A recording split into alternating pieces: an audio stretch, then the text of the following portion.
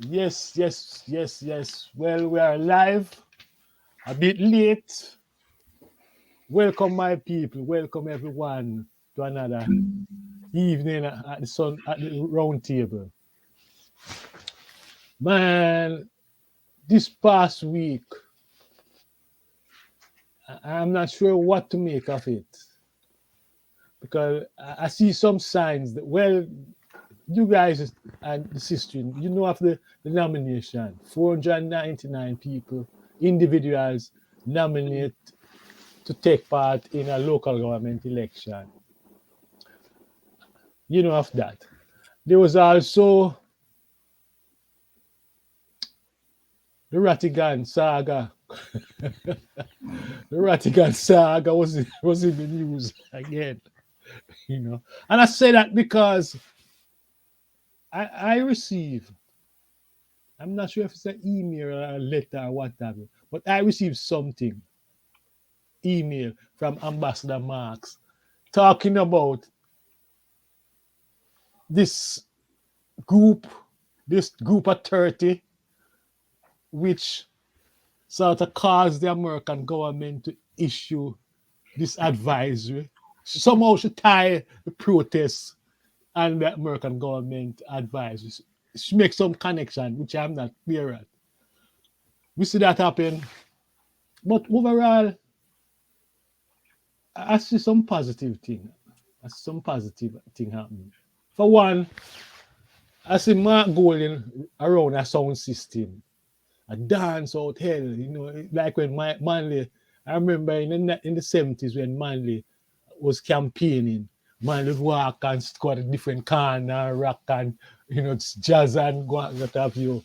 And a brethren said to I, that sort of behavior I'm observed sort of remind him of Michael Manley. And he wonder if Mark Golding is trying to mark himself in that spirit. A grassroots man, a man who connected to the grassroots.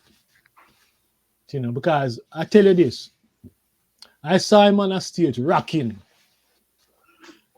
and I said to my brethren, why this man have the beat rhythm? The rhythm is part of it. You see him, regardless of what them say about Mark Golding. Mark Golding, the way he moves, it seems like a man who used to come at Tubby's dance, come stomp and rock to the movement and what have you. And that's what I saw. I might be wrong, I'm not sure. So, brethren, the local government election, what do you think is happening? Is this another PMP GLP trap? And I say trap, because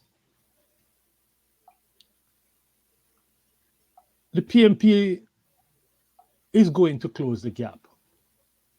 They're going to close the gap. That is obvious. Which said to me, it's a Golden is gaining some traction on the ground. The PMP might not win, but certainly it seems as if the direction, the sentiment that I'm getting out of Kingston is that there's a narrowing of the gap between the GLP and the PMP. Am I right or wrong? And I just pose that question. Anyone can take it up. Anyone can take it up. I wouldn't mind hearing There, from the listeners.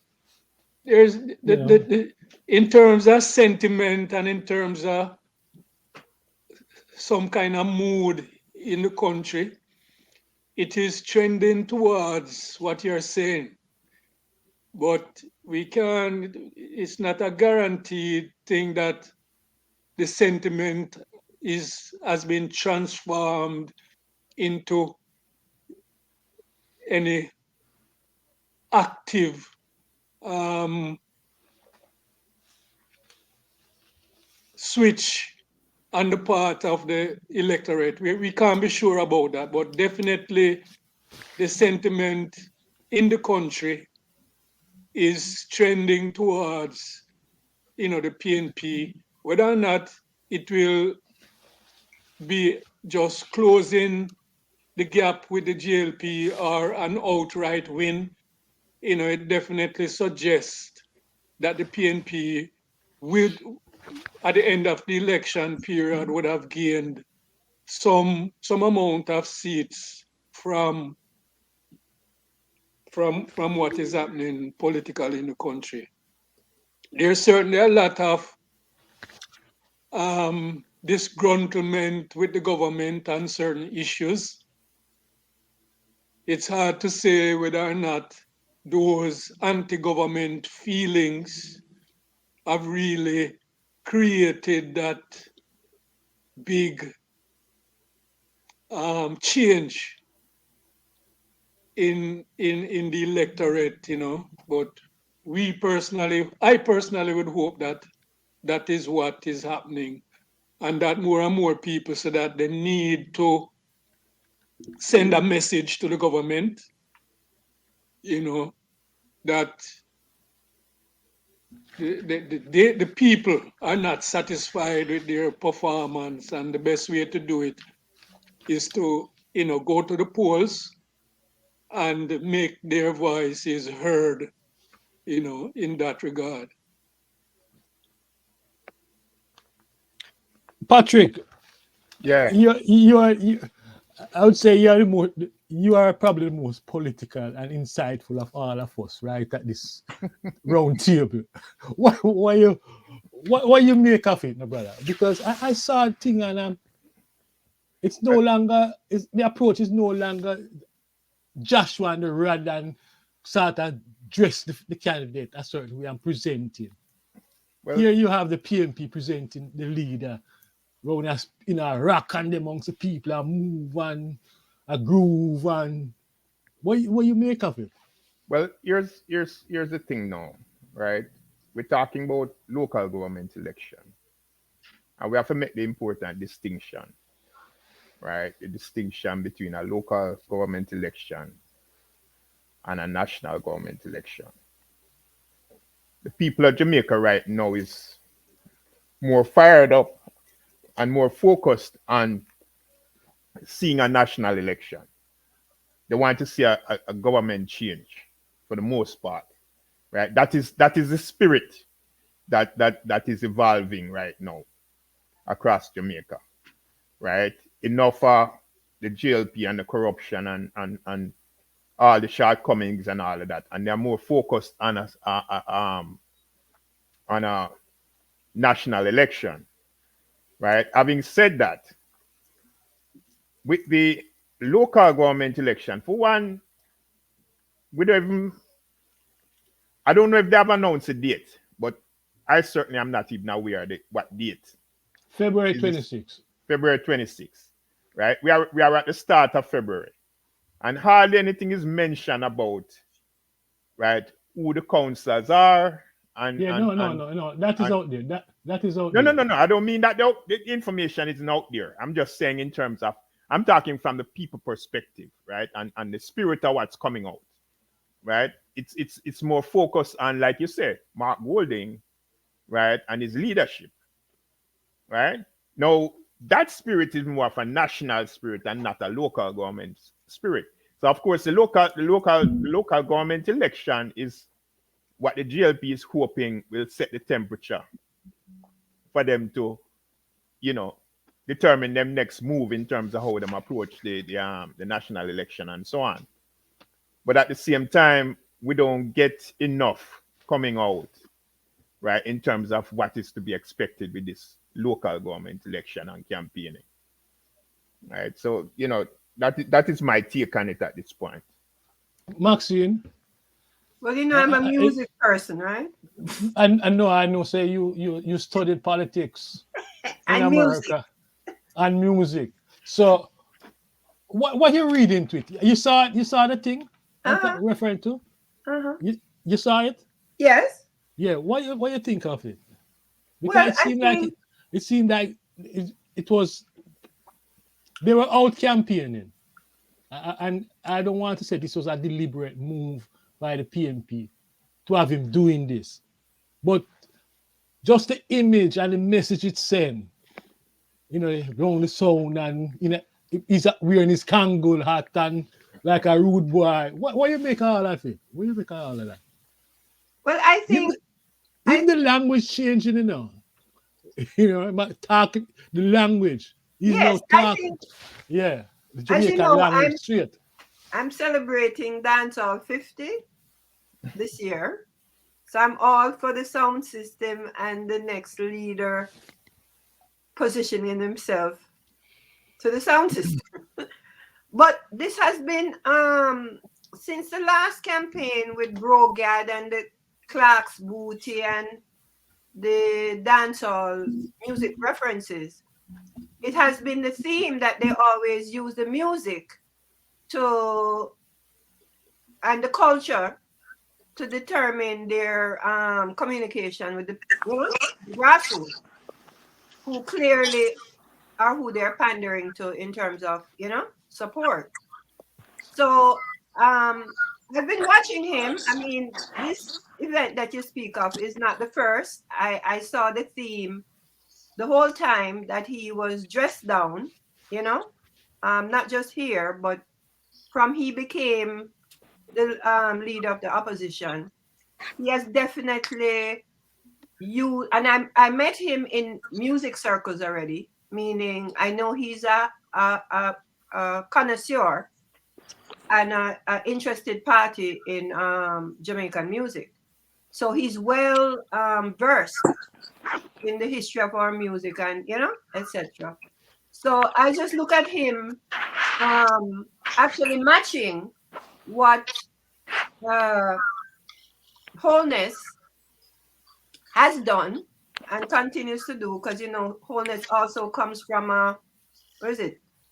His constituency is very much dancehall. And so that's how I looked at it. I was like, oh, it's toe to toe. You understand? And he's presenting himself, especially since so much criticism was being thrown at him that he's not a quote unquote black Jamaican. You understand what I'm saying? Like there was a lot of barbs, um, coming from the other side about who he is or what he is. So he did have to, and he has made various attempts, even showing his family, his wife, etc., to counter that quote unquote outsider image that they do try to stick on him, So it's fair for me, and because I'm a dancehall person, it's all good. A gentleman, Rupi and John, we're talking about the local government election and this some signs that we observe. And we point specifically, well, I point specifically to Golden, the image of Golden at the dancehall session around a sound system, a DJ. And when I saw that, it reminded me of the 70s, Michael Manley moving amongst the people. And I'm wondering what you make of this approach. Are we seeing a new approach by the PNP in terms of mobilizing its base, getting them ready for the local government election and the general election? What do you make of it? What do you think of it? John, can you step back so we can see your face? I keep on seeing the top of your head. You have a problem with the ball head, I don't know why. Yeah, man, I do. It shined. Yes, well, But I can't help that. all right, well, that's when you join the discussion. That's where we're at. Okay, Ratigan, what do you Yeah. make of it? Well, bless up, John Rupert. Yeah, me have a big one up yesterday, come and realize, boy, I'm sitting down to spend a considerable amount of time with them people every Sunday, family members. I'm gonna recognize them. So I don't know if you that listen to the program, you say Patrick probably that listen to the program and Yeah, laughs. man. Yeah, you're more said. All right, cool. Look, this for me, this is typical. There's nothing wrong with it. I think that it's evidencing the fact that There's one point in time when all politicians will recognize the voters, and that's around election time. The question is, how long will this recognition continue? And we saw that with the Prime Minister with Clark's booty. We see the Clark's booty come out for the election, and rare was the occasion when we see the Clark's booty after that, right? Rare was the occasion when we saw the interaction between the Prime Minister and the people. And it's packaging. And so if you can package your client to the point where he becomes more attractive to the voters, the people who will decide his fate or her fate, then all the more power. Um, but here's where I stand on it. I tell people, I don't care if you vote JLP or PNP. I don't care your color affiliation. All I care about is that you're an informed voter. And I want you, and that's the purpose of think of this program, my program, and the other programs that I'm associated with, is that we present facts to them and say, look, here are the facts. And you can compare the facts to your reality and then make an informed decision. So if you have a counselor who's been there 20 years, whatever, and the counselor is not doing the things that the counselor is responsible for doing, then it's your duty to make the change or not make the change. But whatever you do, you have to live with that vote. And so if you're going to live with the vote, make it an informed vote. Don't make it a legacy vote. And that's how I see it. Rupert, you're on the ground. What do you make of the turnout for the campaign, Mm. the First local of government all, election? I want us to big up all the participants. Will, I missed your program yesterday because I had a JP regional program, bro. But I think again try and see if I can upon this Saturday coming.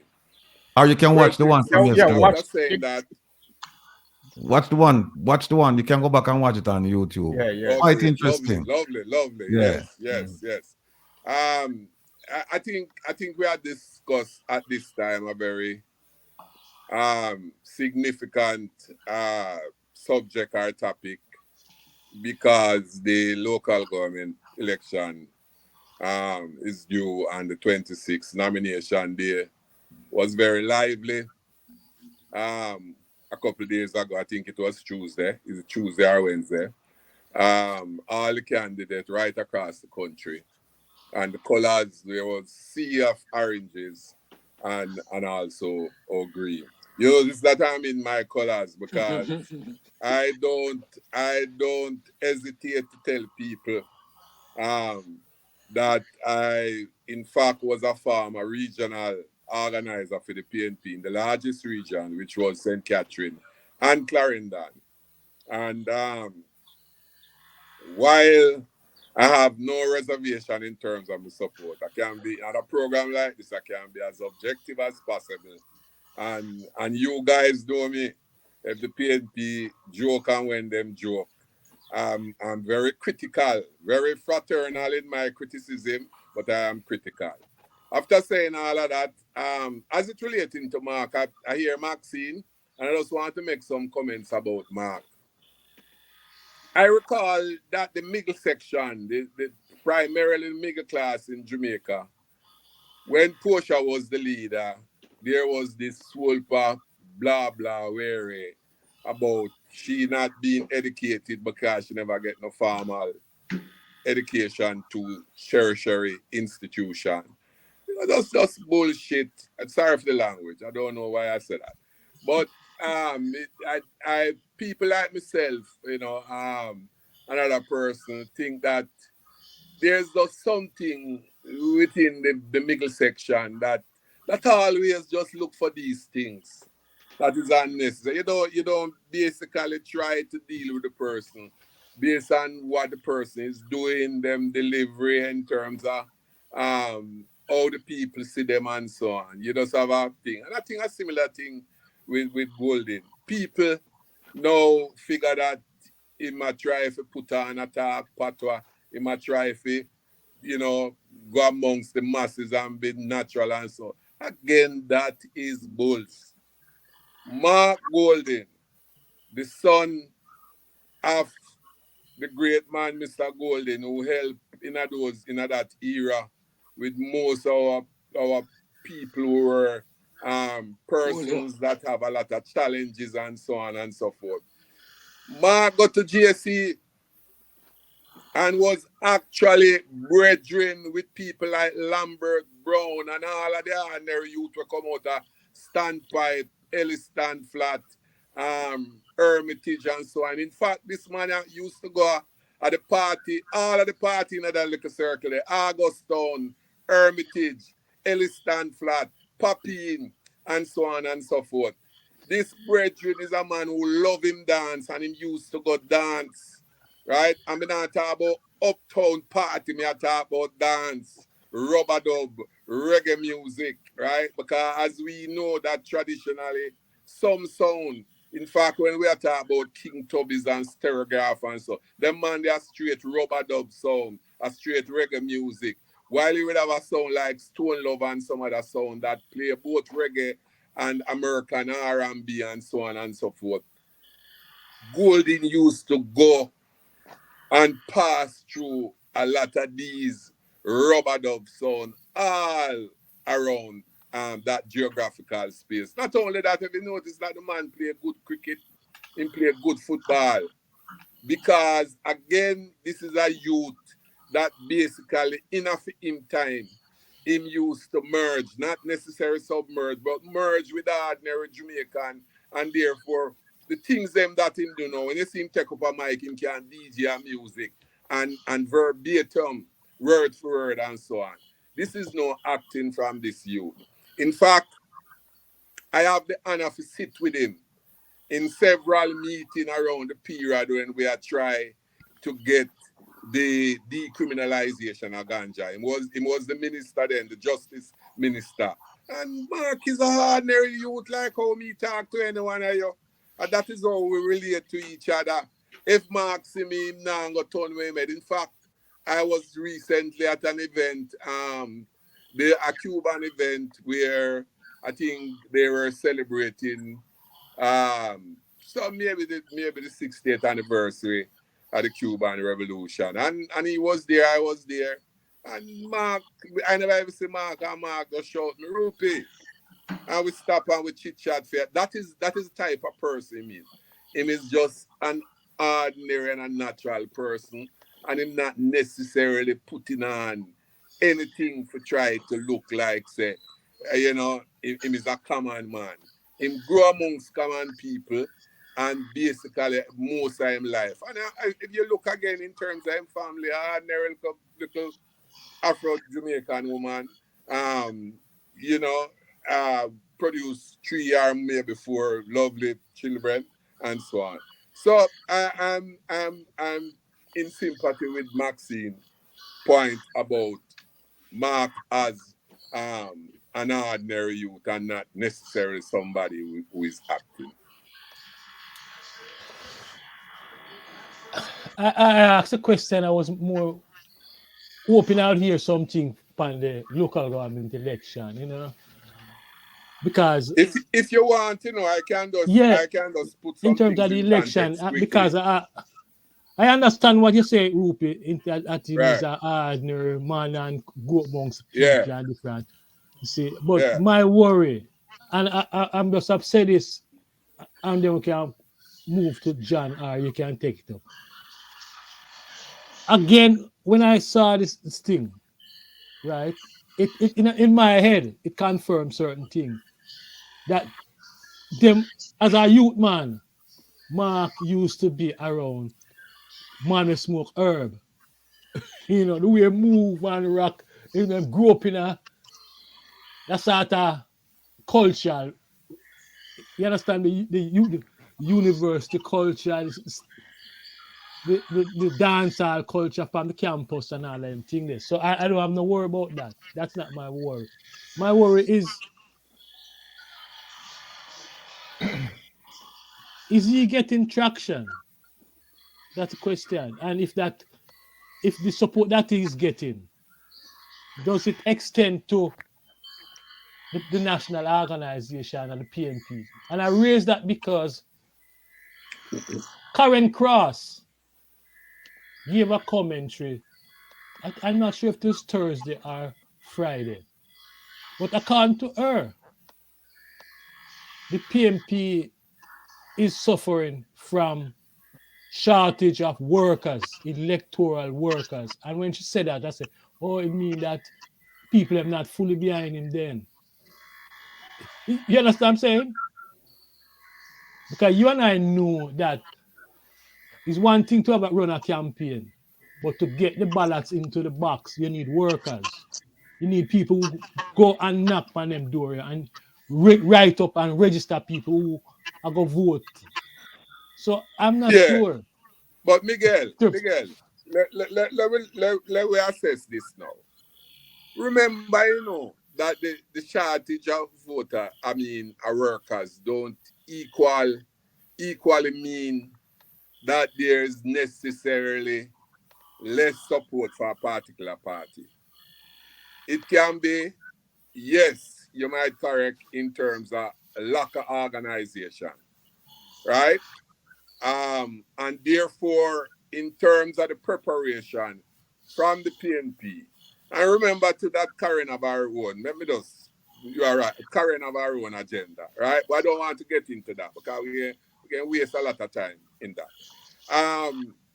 That that might be true that maybe they don't at this time have the requisite amount of workers that is needed across the country, across the PDs, across the various divisions, etc.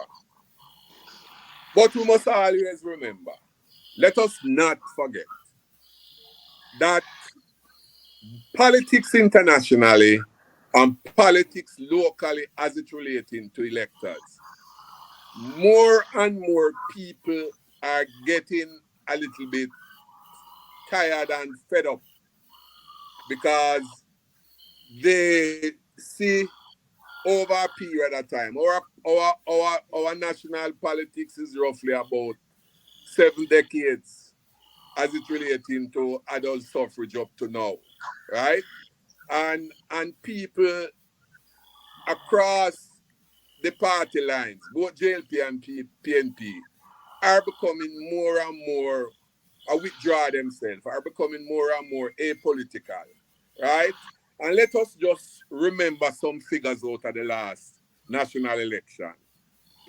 Remember that we have 1.9 million voters. And out of 1.9 million voters, only 724,000 voted.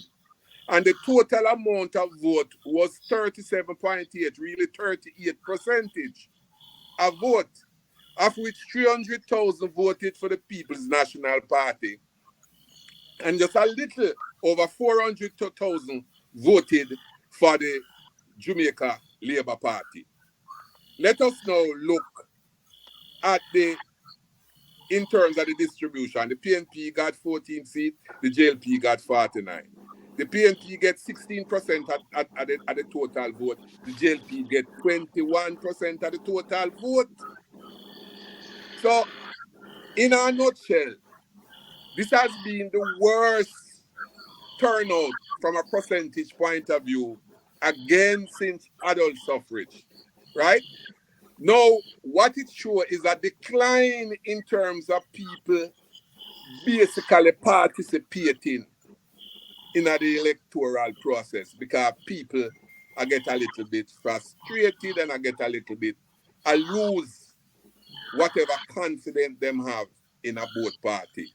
And I am saying that that can have a correlation to some extent to the fact that a party might have struggled to get the requisite. And then the whole thing come in again where the JLP bringing the question of paying people to work, right?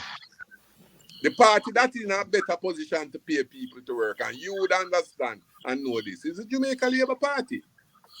Because they have the bourgeoisie and a lot of the property and business class that support the party. And therefore, they are in a position to basically get more funding and more money where they can use to buy people. The PNP, yes, right? I want to come back to that. I want to come back to that. But before I do, Let me bring John into the discussion. John, my Yes, worry, sir. my worry is the PMP in the nomination. We saw a large turnout, huge turnout, which show that there is some organization, some level of organization went into the mobilization of the people. So it is safe to assume that the disunity within the PMP minimized. Is less than, let's say, 3 months ago. What your take on that? Remember, there was it's like Golden and Bunting and another segment of the PMP involved in a continuous fight. And yet they were able to pull off that massive turnout. What you make of that? They have things together going into the local government election.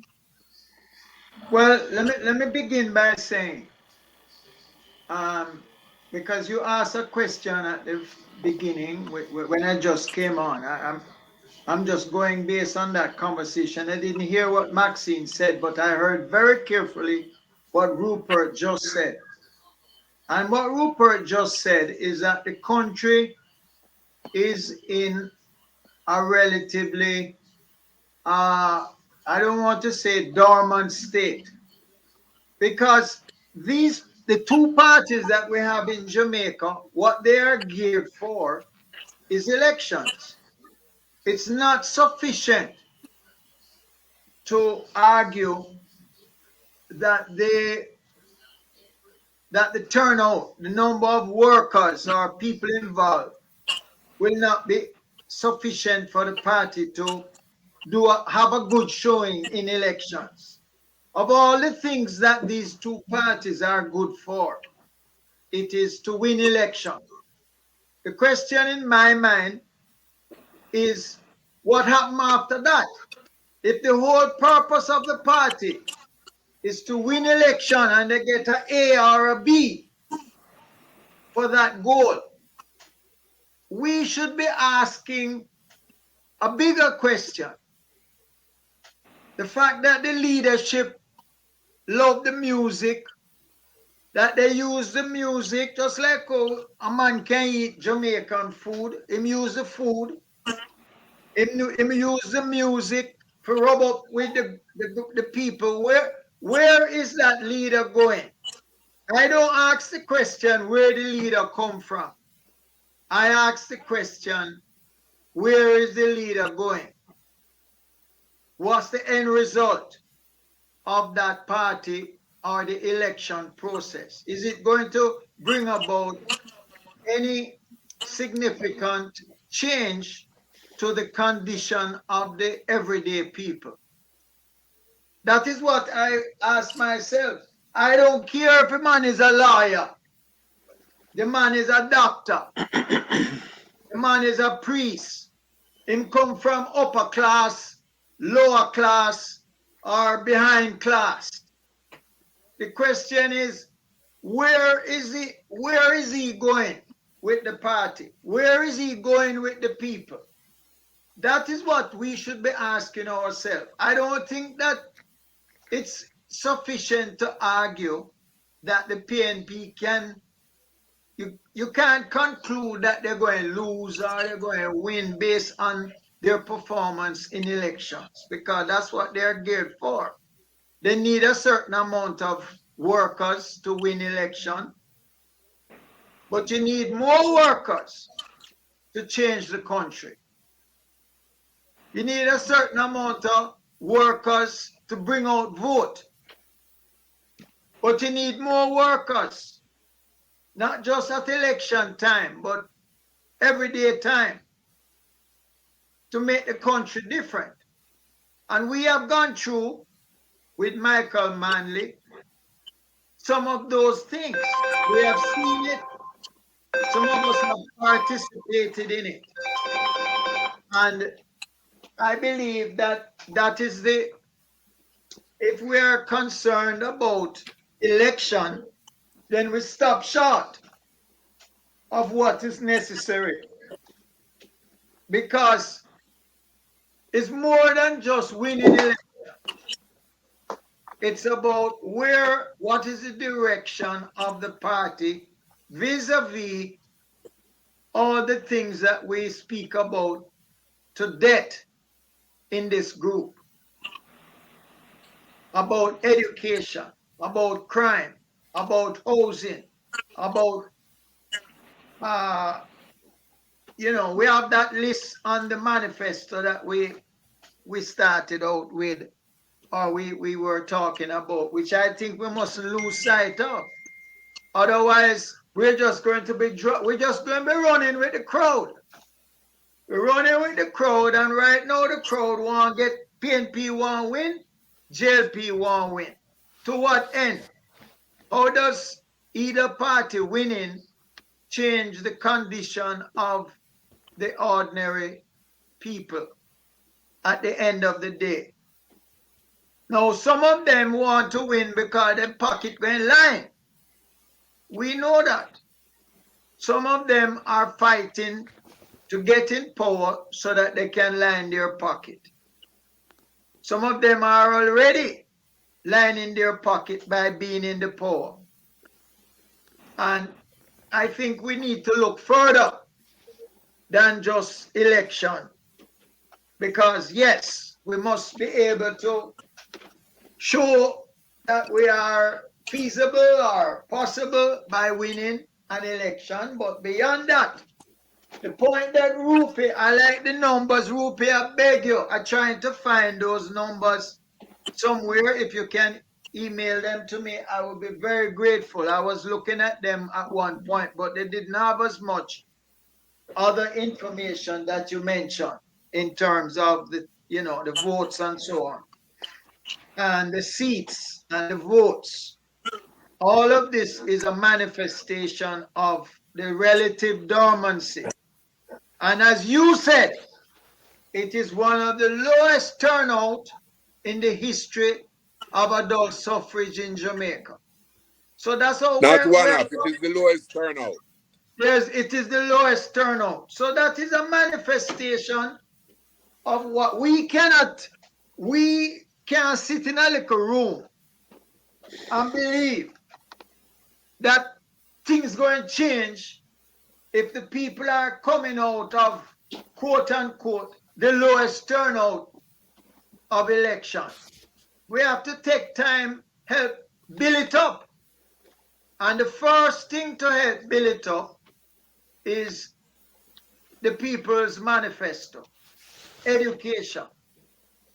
To have some programs out there that the people can relate to. It's not related to the PNP or the JLP or the whichever P.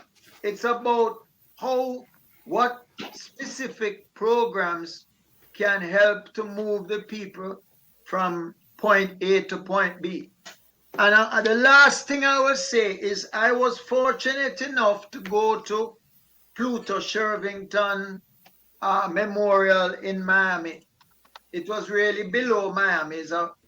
I'm in Florida, but it was a 4-hour drive to go down there. And one of the good things that came out of it, first of all, let me make a point that the Council General for the government was there to present, I forget what you call it, all of the different Jamaica, then the Broward County government, the Miami-Dade government, and another government in Florida. All of them presented, I forget the terminology, like citation. Yeah, it's a citation in effect to Pluto. I can't remember the song right now because down there while I was there, I was singing it when the DJ was playing it. But his music touched the heartbeat of Jamaican people. Some of the songs anyway. There's one I didn't recognize. And from our point of view, he launched a trust, a foundation. John. Yeah. Can you hold that for time? Because I think you're going down into the Waterhouse thing, right?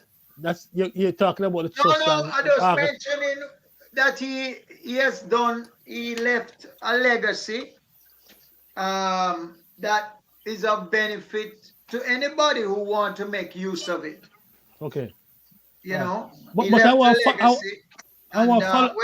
I don't have to make mention of it, but the people who were there, Wayne Harman from Chalice, who I know personally, Ernest Smith. Ernest Smith performed one of his songs, which everybody knew.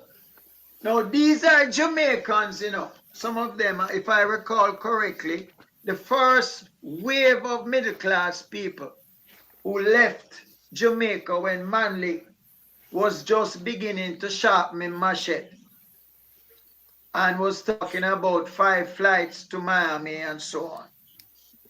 So I Between wore 72 my and dark 76. glasses out of make sure I wear my dark glasses so I But wouldn't have any John, unnecessary. Yes.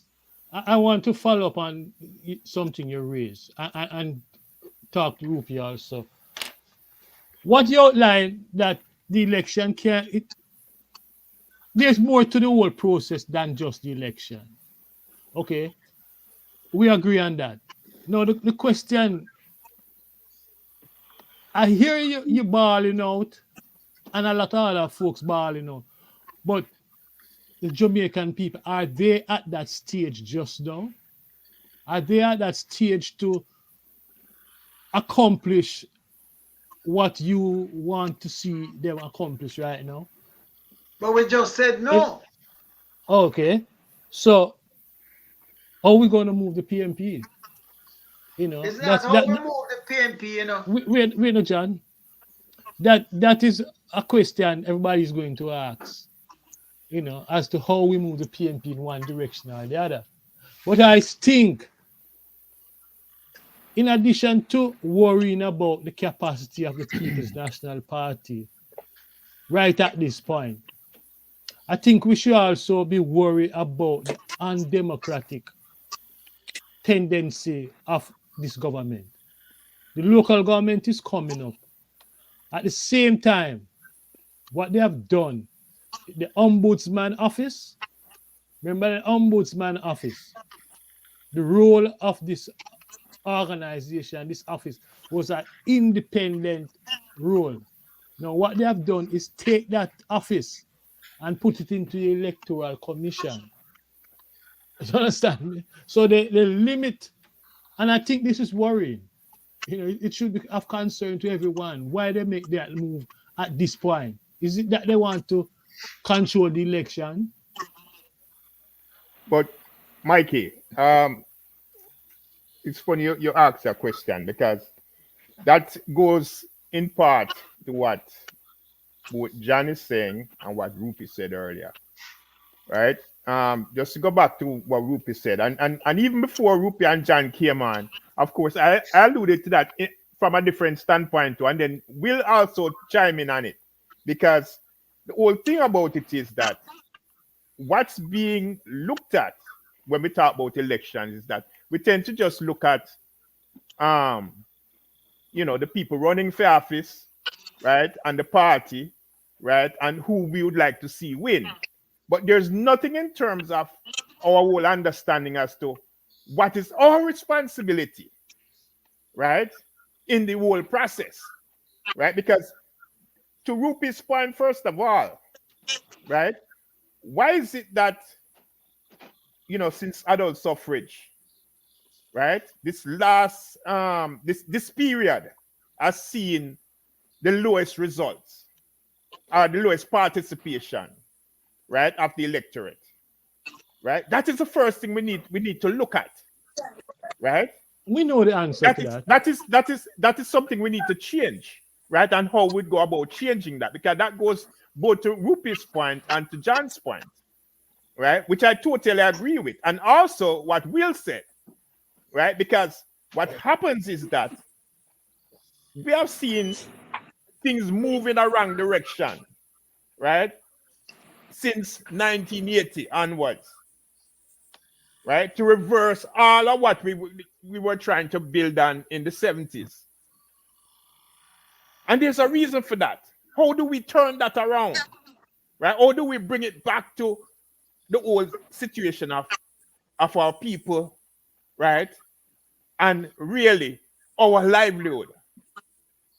Right? Because what you're talking about for the most part right now is a young electorate, right, with far less understanding than what we saw in the 70s, right?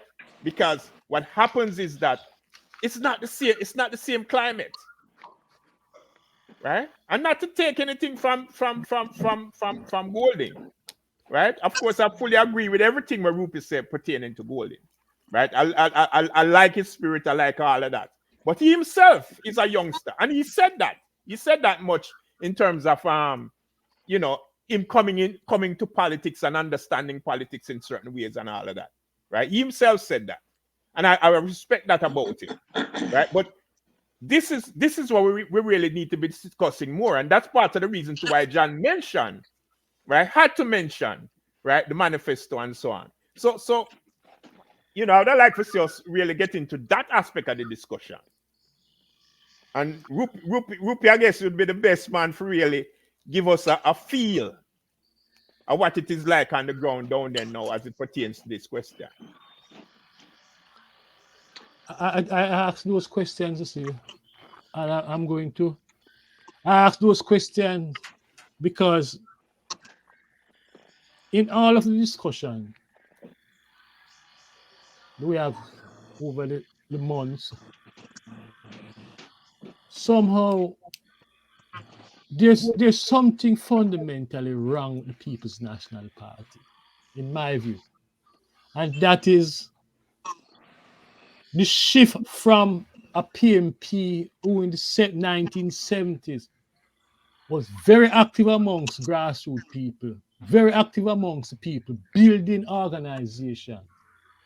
And on that work, they were able to do and accomplish a lot. No, that is not happening. None of the political parties right now are encouraging the Jamaican people to organize themselves. None of them. And I think that is a fundamental issue that need to be addressed. How do we get the people to start organize themselves? And I think that is even more important than even a manifesto itself. If you walk through places like Waterhouse and other parts of Kingston, every organization flat, broken down. Most organization, Rupi, you have seen it, right? There's no organization active. I want to say something on that, Mikey, just before Rupi come in.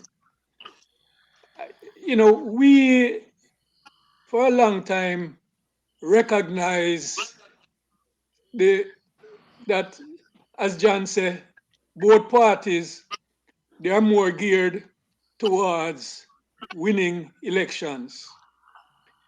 It's less about creating some fundamental change that can really take the quality of life of the Jamaican people to any greater heights. You mentioned about the organizations, that the political organizations that are inactive. Political and civic. One of the things that I think people in Jamaica have to realize, well, they realize already that them can't depend on the political parties. That is why the voter turnout and the participation in elections have been going down and down. I think one of the things that needs to be encouraged and highlighted is that the people need to find alternative organization outside of the political parties, inside of their communities, to build and strengthen the communities and strengthen the country.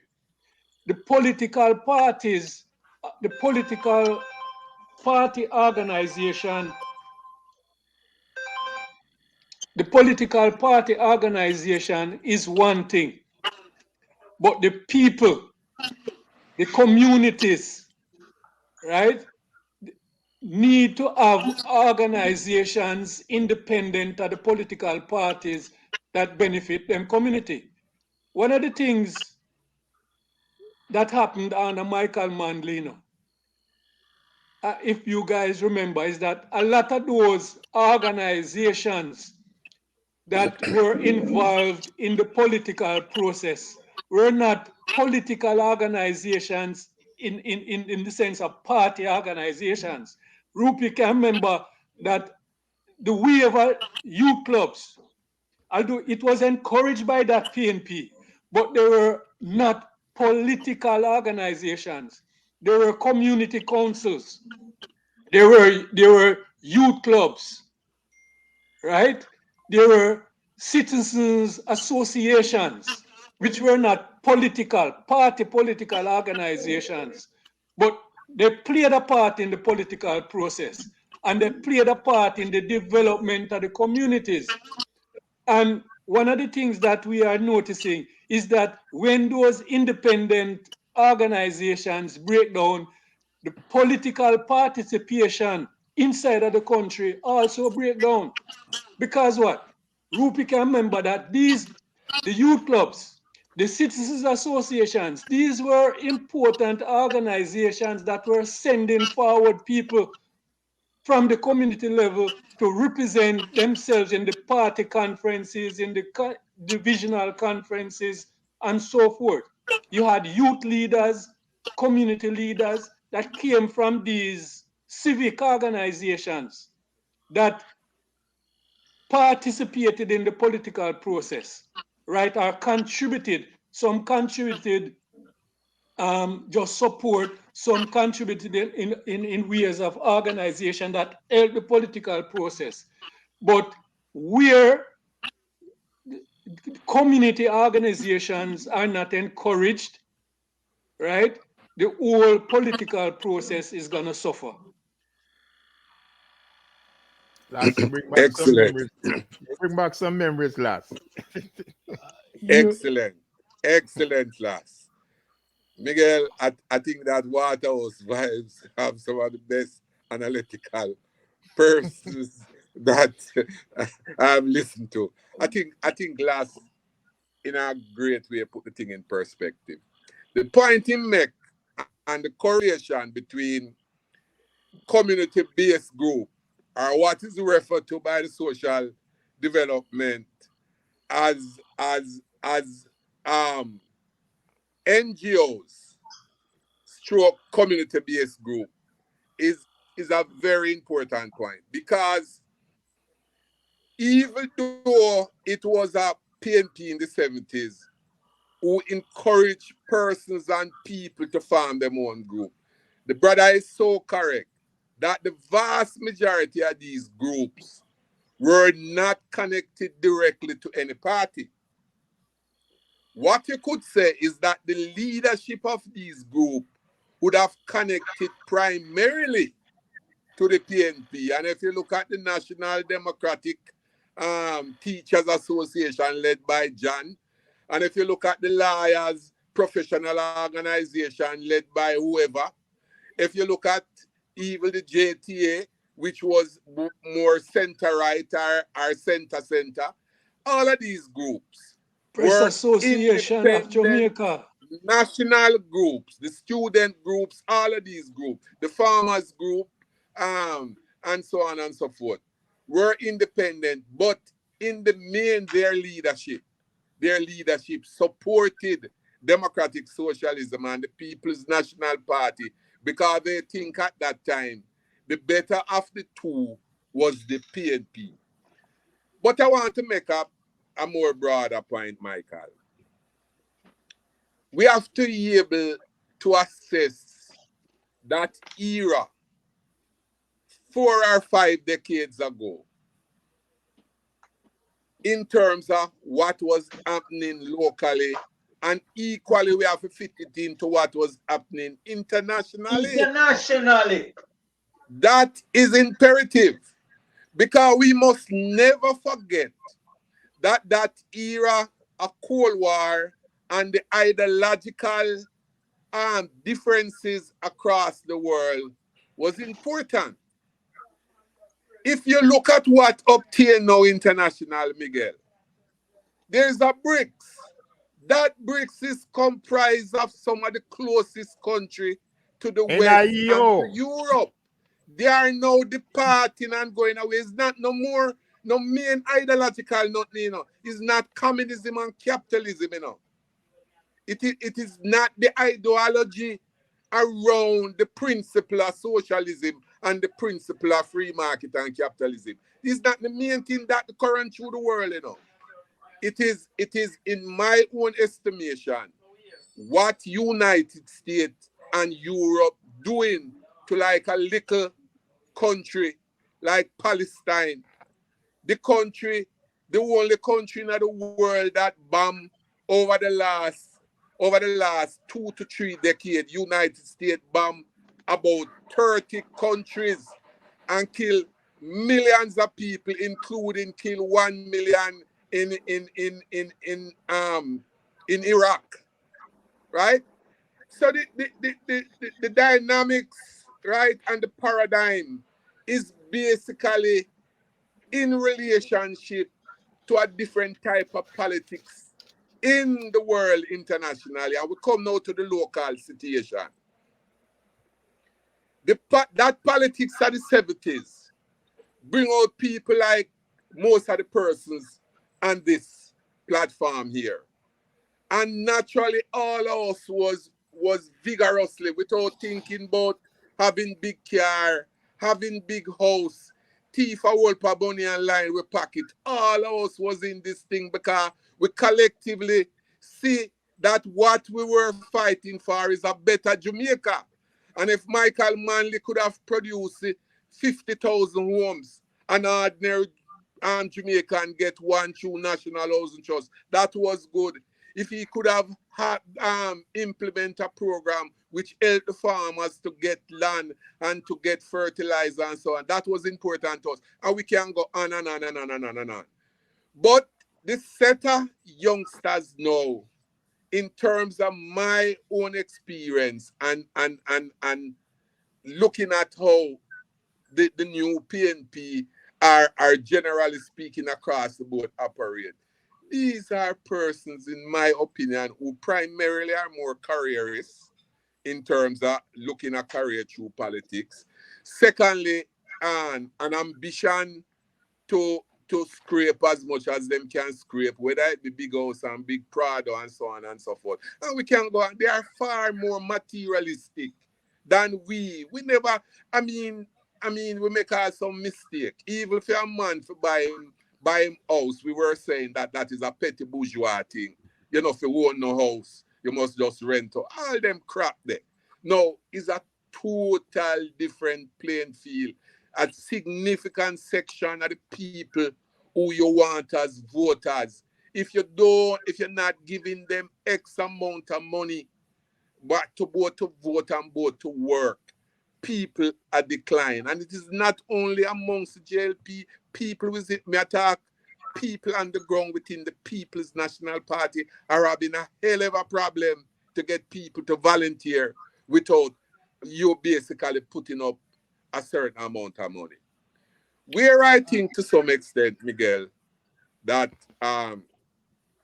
you're correct, is that the party leadership and the organization, and I know speaking for the PNP, maybe not vigorous enough, not in terms of them trying to put that organization and that thing together to ensure that you know they basically get the momentum and to use that in terms of electoral victory. That might be an element. But I take John's point too. But John, I mean, all of us have to agree, you know. The objective situation is that there's two main parties. and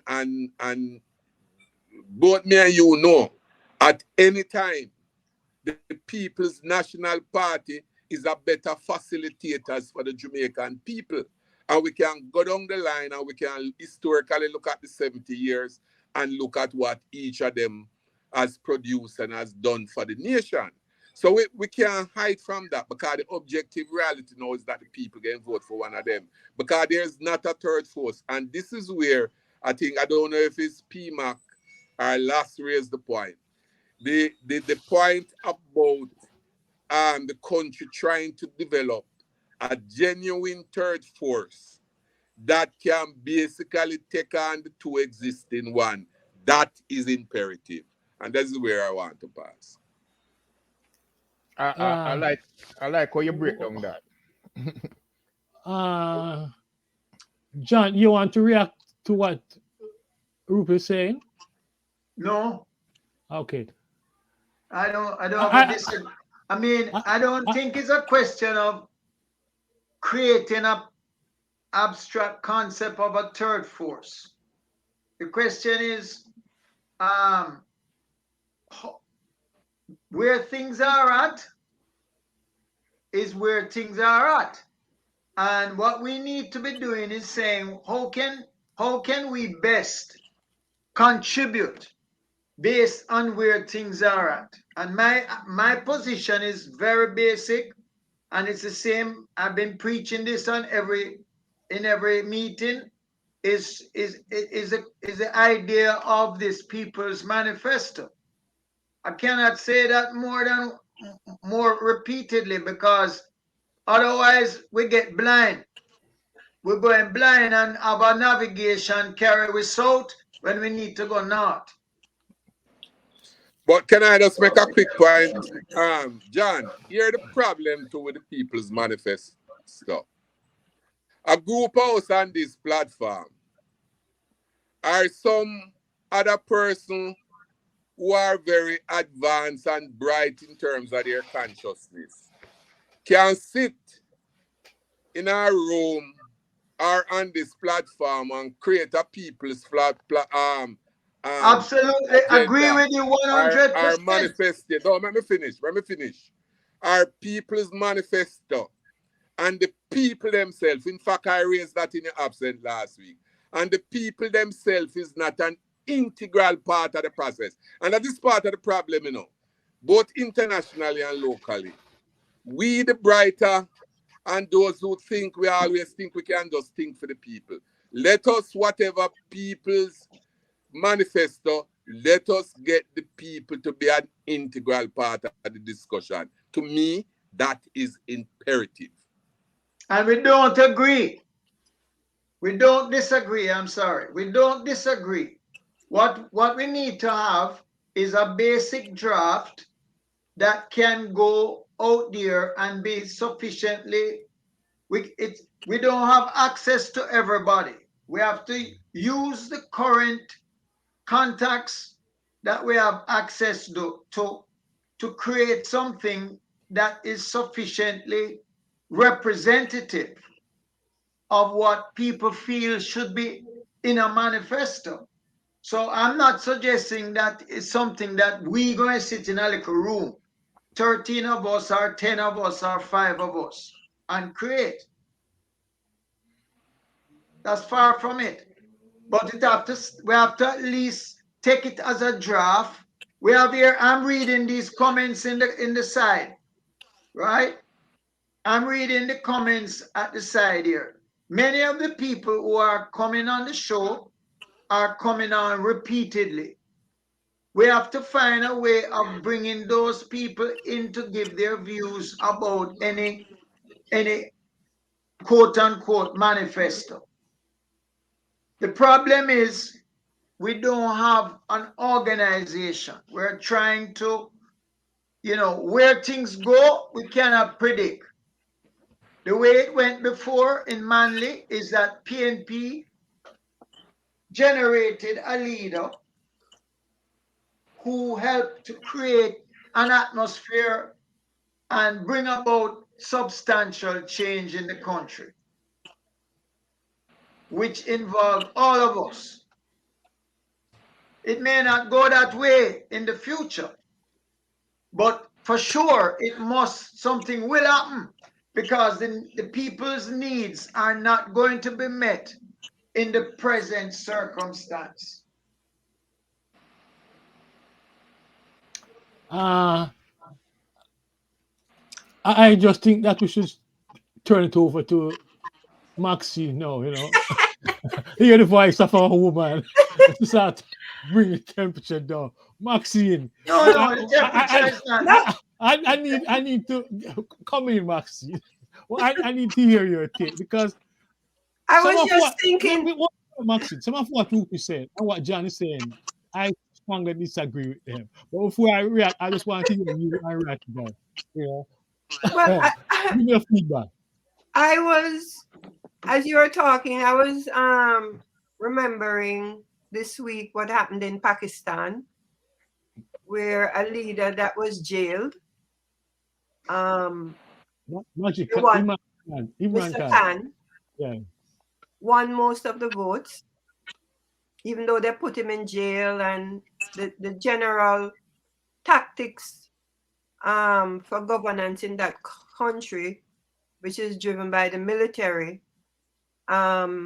failed or is failing to hold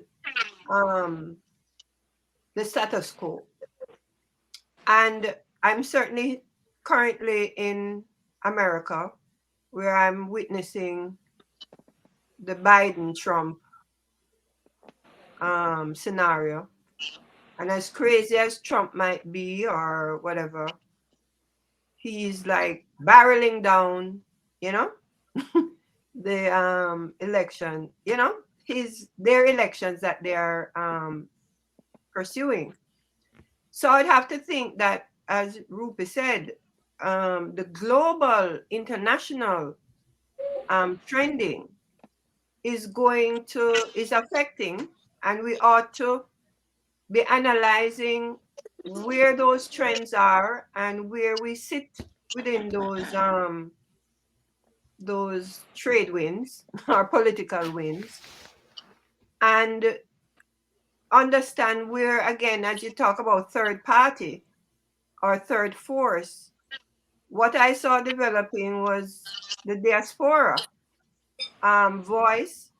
And the reason I said the diaspora voice, especially America, is because so many Jamaicans in America are unsure of what is going to happen in the United States and want to secure a piece on the rock. You understand? Ordinary folks who were comfortable here or whatever, they see what's happening at the border. They see a lot of insecurities, coming in at us, and everyone is wondering where is their fig tree.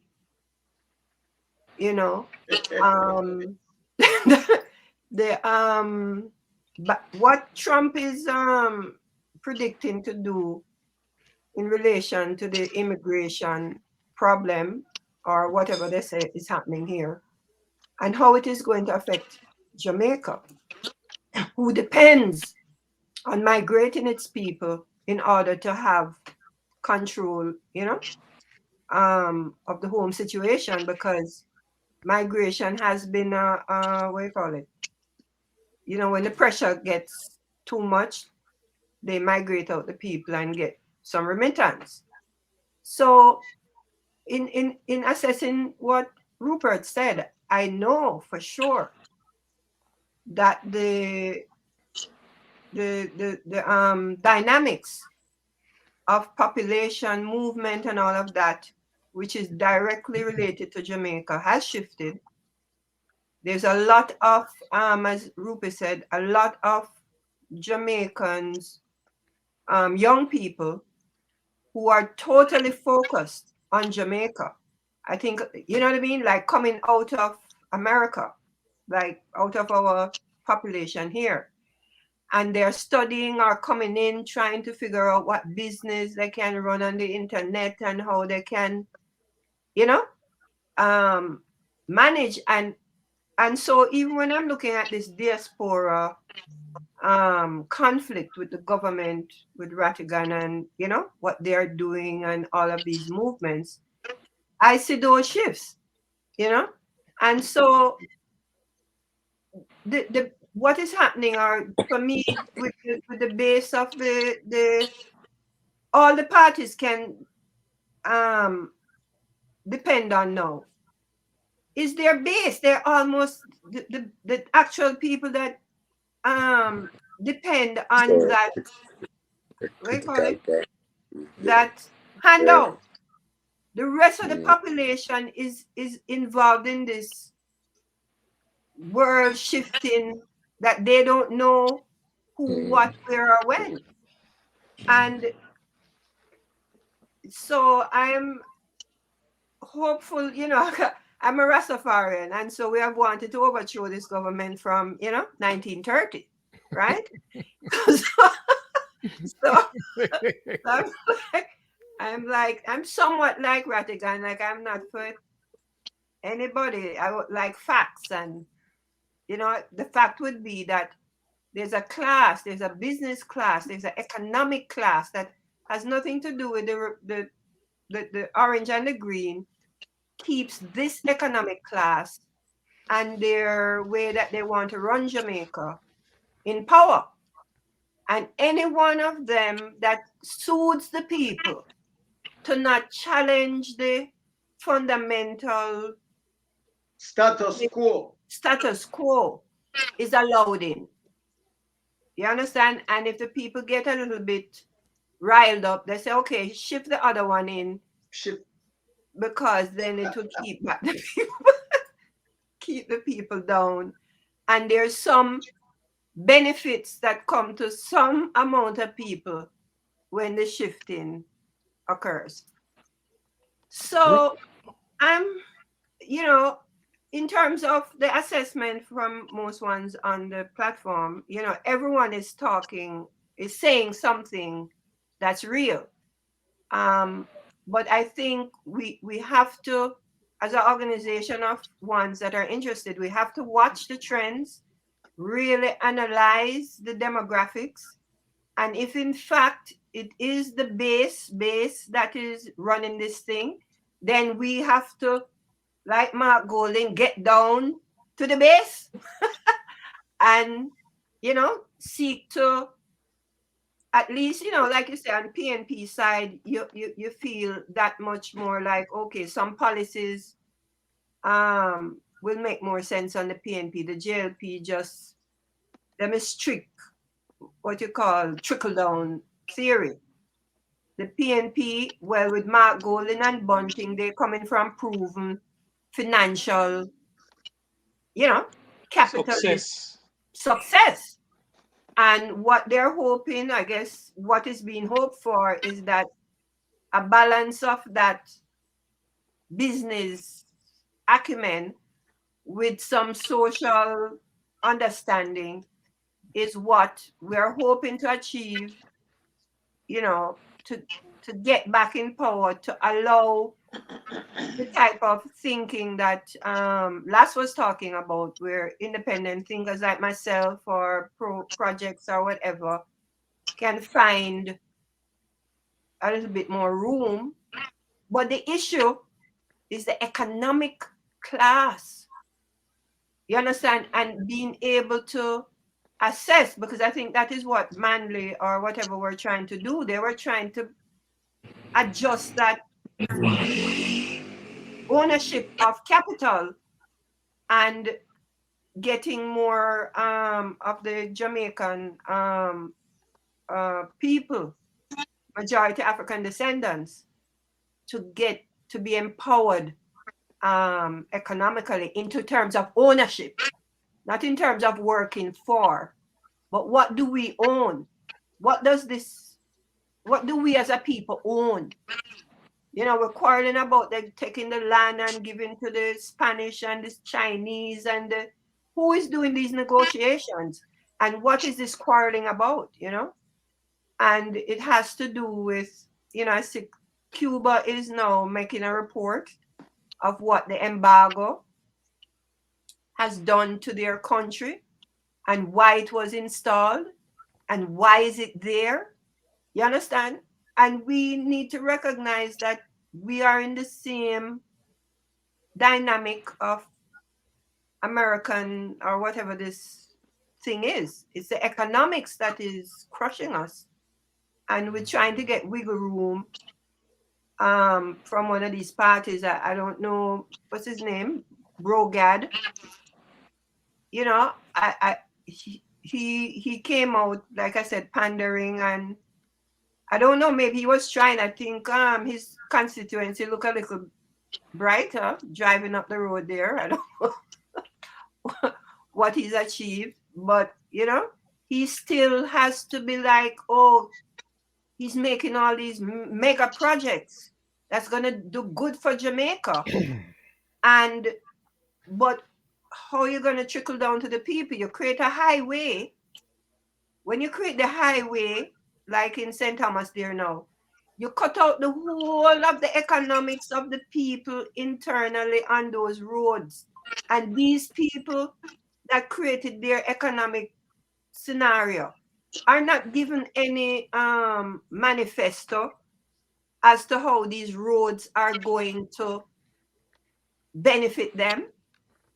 You understand? All you see now is some private capital coming in now to own the land, set up their plazas, set up their homes, and that you now are merely a labor force to support the infrastructure. You have no ownership in what is coming, is what is being developed. So where's a critical analysis now of what is this, we call it?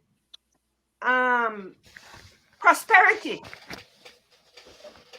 You know what I mean? And I don't hear that type of conversation even coming from the PNP in analyzing that these projects, these millions and millions of billions of dollars in tourism and all of this, you just hear some little fanciful talk that it should trickle down, but nobody's feet is being held to the fire to say, no, it's the cost to us is going to be XYZ. I mean, we talked about the sea of orange and the sea of green last week, but there was another sea, the sea that took the whole north coast and mashed up everything along the along the coast. It was Montego Bay. frightening. Montego Bay, Ocherias, Negril.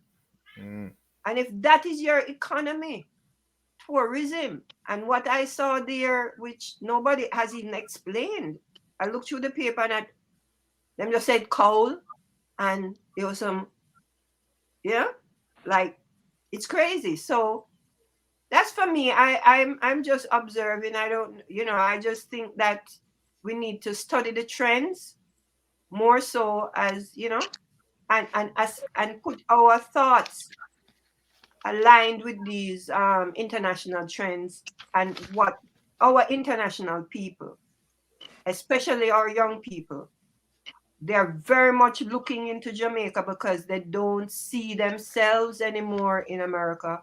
They don't see themselves in England. You understand? As diaspora people. And they're very much coming in. And they want to, because Jamaica has such a huge brand, that they feel that they can come to Jamaica and do them international online, you know, companies and so on and so forth.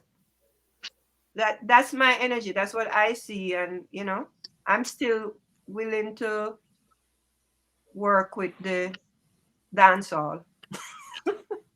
Ratigan, you have a take on what you heard so far?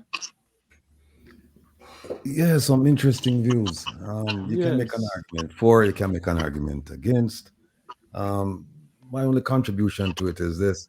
Maxine was saying that you have international or young people living outside Jamaica who would like to see a better Jamaica because they want to return or they want to go to Jamaica.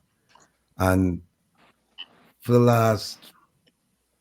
the last 2 months or so, I've had some students, young people, university students, graduates, on my program, and they expressed the opposite view. They want to leave because they said, "Look, it's dire here. There's nothing here for us. We have student loans ballooning.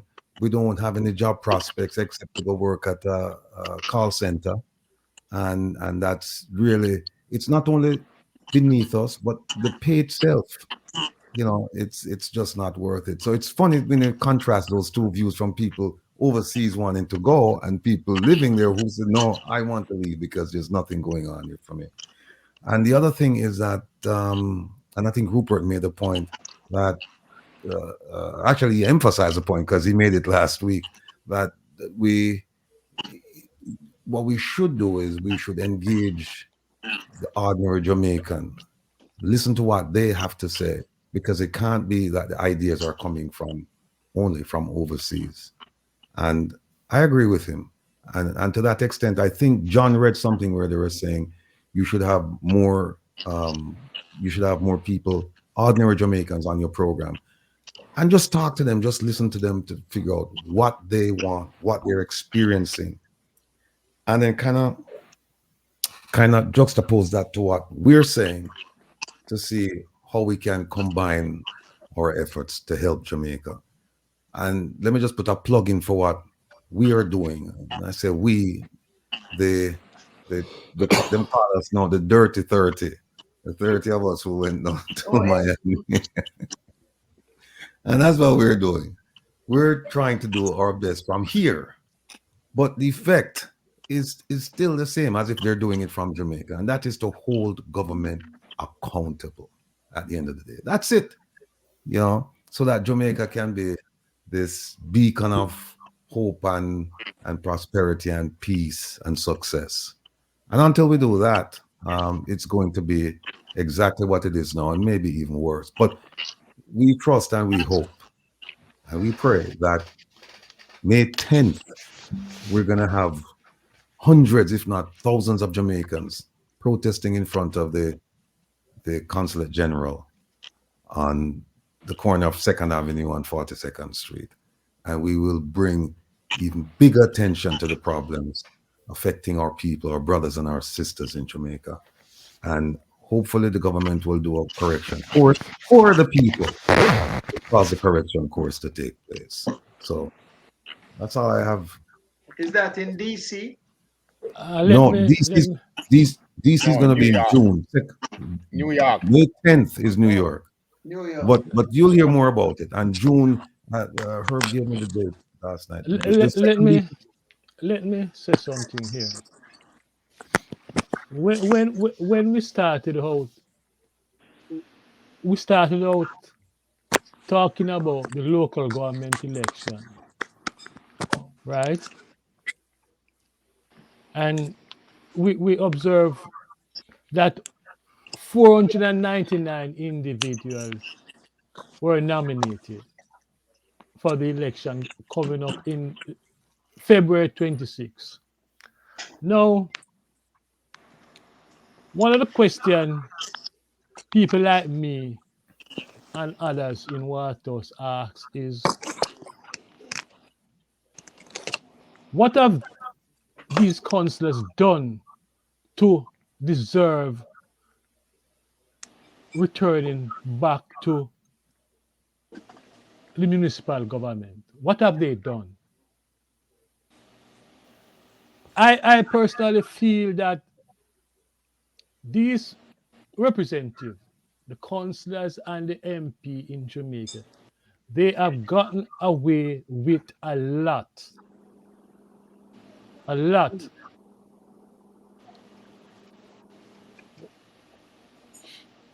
One of the things they use amongst other Jamaican people, the politicians, when the JLP is in office, the PMP in the opposition, they tell you that they can't do nothing because they are not in office. It's a trick that both the PMP and GLP use in order to justify their existence. I think that we need measures in place to address that sort of practice. MP, the consular, let me deal with the consular. The consular, in my view, should be required to, among other things, organize the people. That doesn't depend on what's happening in the international situation. He's just doing his job. And that must be asked of him and required of him. Any politician representing the people, Jamaican people, must be required to accomplish certain things. One of which must include the organization of the people in their groups, whether meeting them at the club, meeting them in the rum bar, but organizing must be part of the consular duties. And I feel strong about this because I listen to the argumenting and I wonder for a place like Waterhouse. I wonder a lot because we have two PMP councillors representing our area. Patrick Roberts and Byron. Okay. Our MP for one section of the area is Holiness. Hilton, Holiness and Hilton. And it's like it's a common thing you hear about them. But we can't do nothing, because we don't get nothing from the government. They not give us, and you don't know it go. We are not in power. But yet still they collect the pay. I think that we need fundamental change in terms of how local government function in Jamaica. And we shouldn't let these guys and these men and these women get away with fooling our people. That's my only take on it. You understand me? That's where I stand. Can I say something here? Go ahead, brother. The amazing thing is that everything that has been said here have its place. Right? I don't hear anything so far that I would outrightly dismiss. It's not about agreeing and disagreeing on anything. It's really about just listening and really understanding what we ought to be doing. Last made a point, right, in terms of back in the 70s and so on, when we had community organizations, right? Meaning organizations that actually came out of the community itself. It never come out of the parties. And then, of course, Rupi, of course, mentioned that a lot of these is where PNP, right, and the JLP made their links, right? Because they never set it up, but they make the link in there, once it gets set up, right? And we know the role of like John and so on. I remember the days when we had with the whole youth club situation in Waterhouse and all of that, right? It's politics that destroy all of these things. But the word there is not politics that set it up, right? So that's one thing. The other thing is that there's no way, right, we're going to move beyond a situation where, as Rupi says, right, low turnout, right, for election, and the low turnout is directly, right, attributed to people's lack of understanding of what their responsibility is as a citizen of Jamaica, right, to understand the process, understand how the country runs, right, and do their part in participating, vote responsibly, as Will said, right?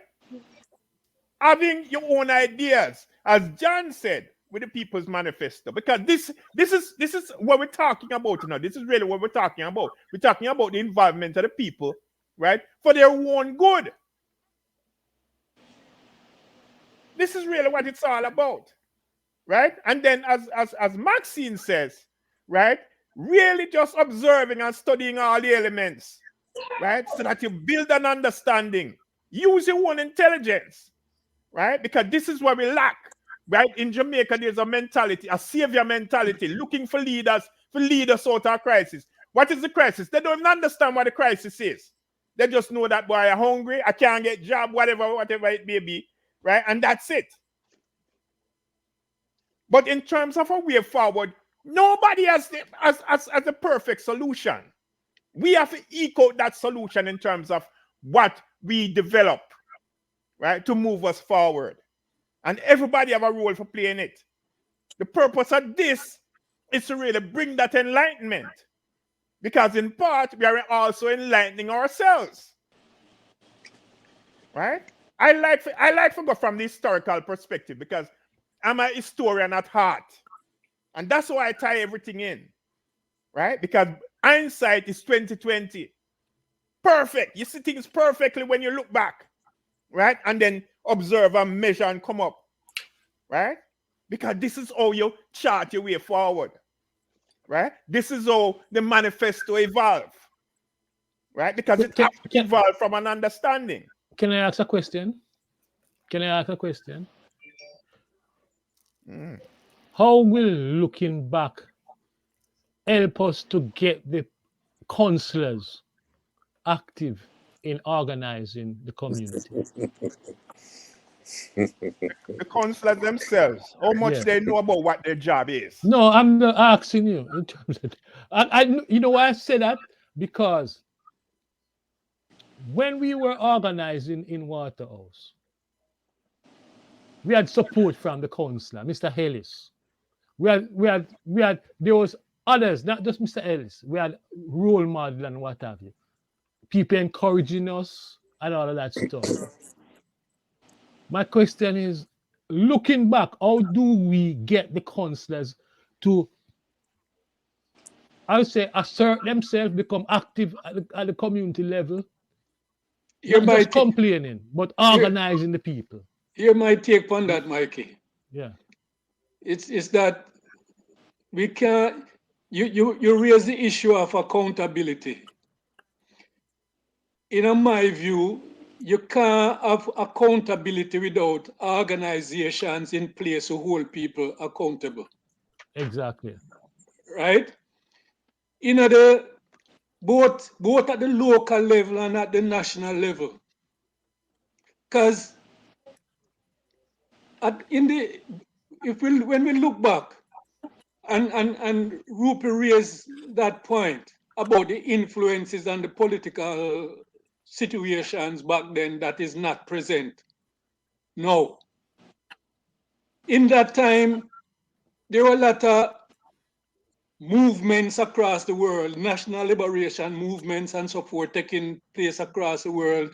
It was easy for governments to find solidarity with these movements and join forces to get things done at the international level, and it spin off on the local level.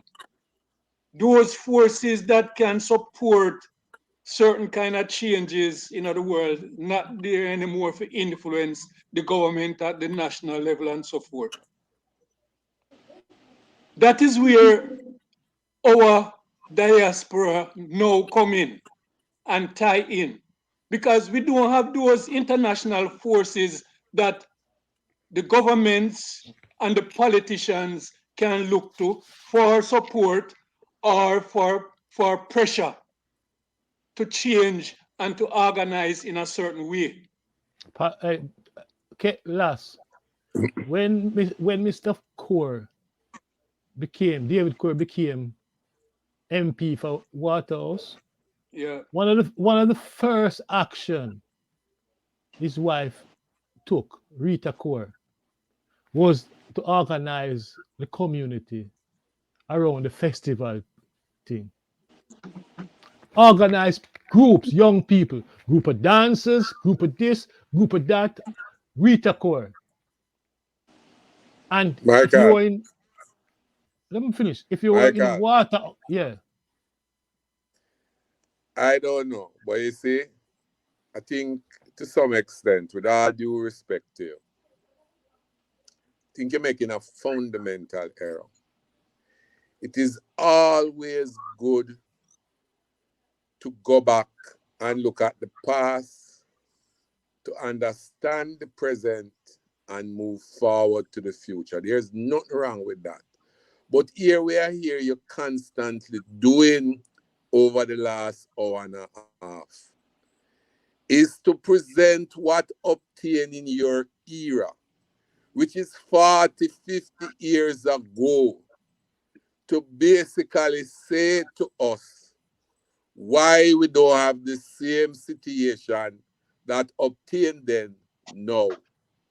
The fact is that every single thing to a great extent is different, including the primary thing, which was you, the human resources, and what was happening at that time from a point of view of the whole Michael Manley era, that whole feeling of people want to do things and get things done. The same point raised by PMAC and by Lascelles. Again, we have to go back to that.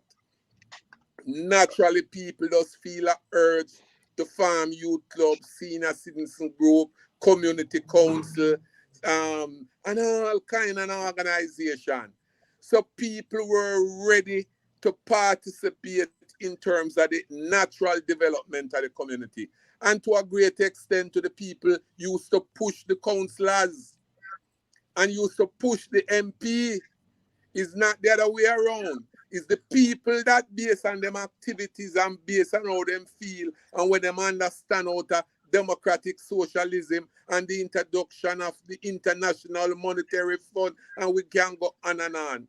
People get the type of feelings and vibes that was able to say to Councillor Ellis, we in this youth club, we are proposing that you do A, B, and C, sir. That no obtain, brethren, that no they know. What we have to do, and where I agree with you in essence, we have to find a way to see how we can sort of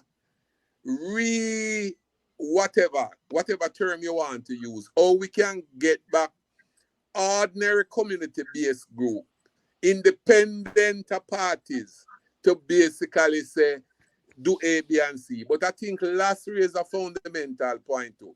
That to a great extent, from once that independent group wasn't towing the parties online, there's a way in which the party ignore it and try to suppress it and sometimes target its leader. And to a great extent, some of those organizations over time were removed.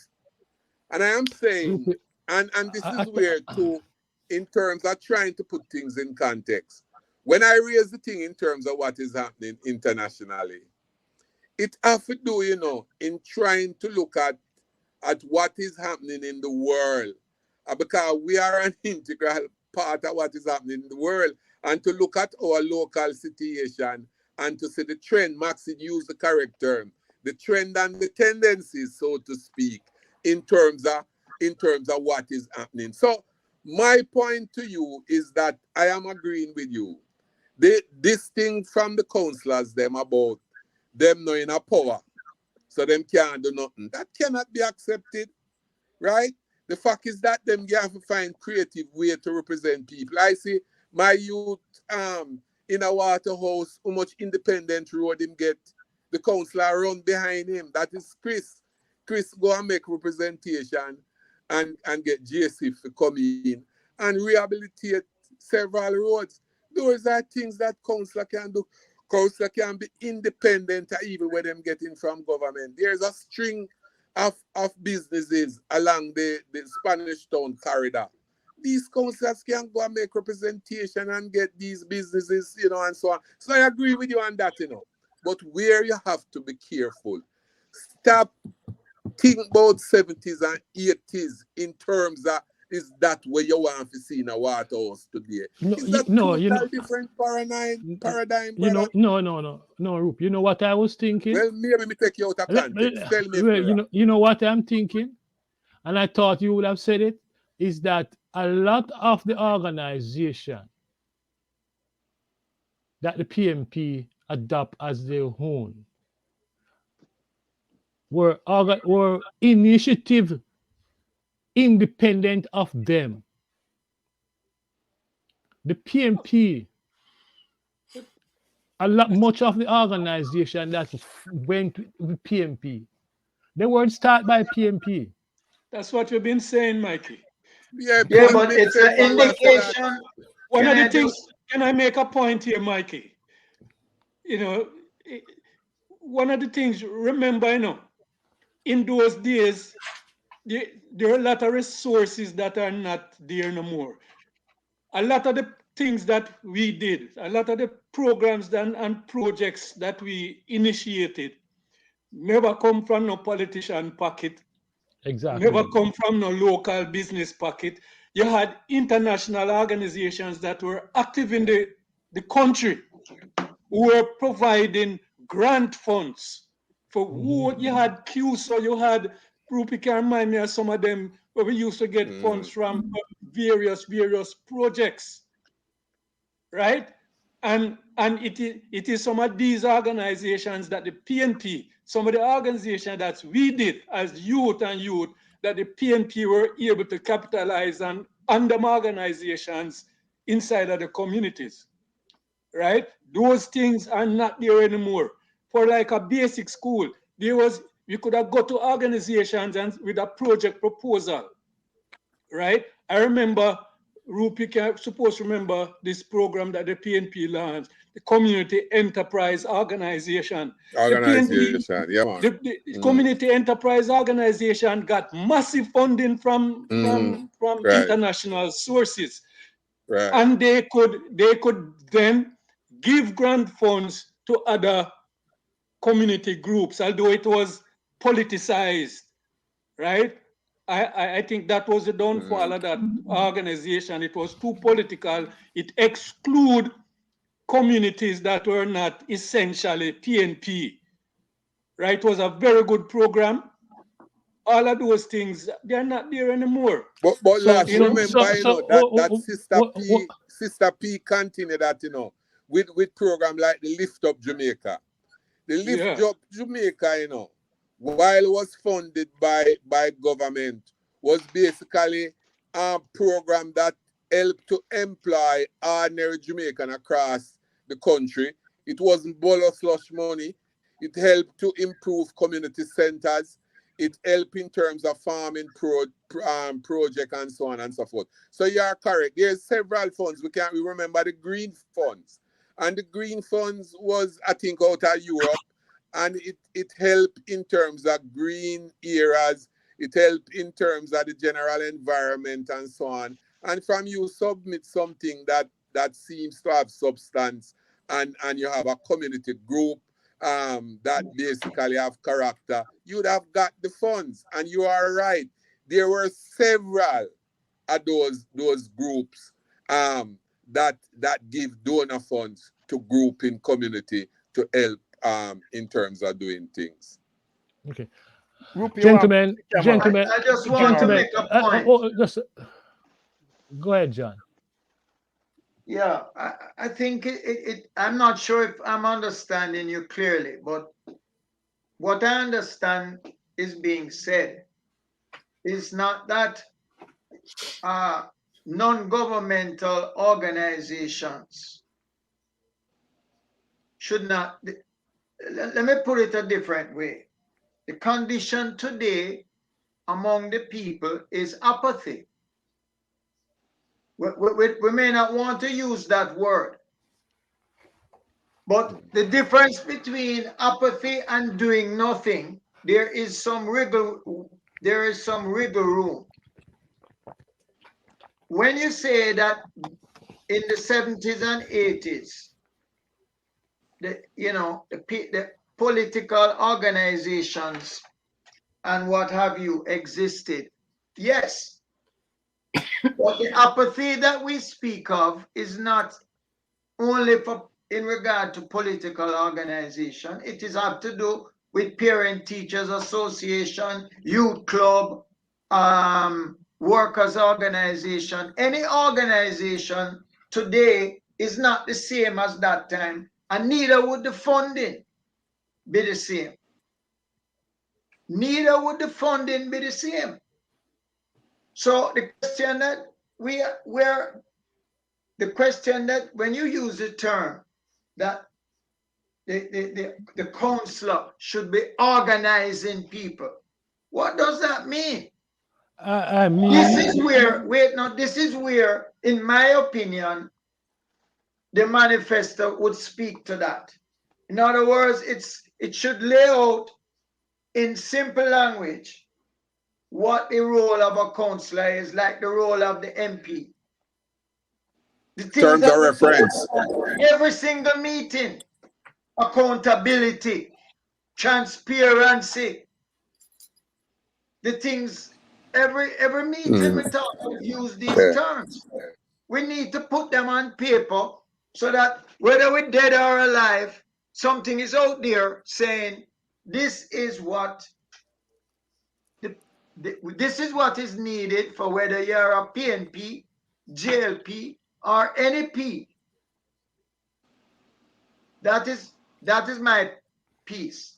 Something that is practical and we can agree on. Oh yes, that is a minimum standard. Right. okay. Point well taken, gentlemen. Maxine. Rupi, fix your camera. Rupi, fix your camera. Yeah, the camera. Yeah. I was just thinking about President Obama and what he did different when he came in. He had resources. No, he had resources, but he developed a thing where the ordinary person can invest in the political process. When I say invest, $5, $2, $1, whatever.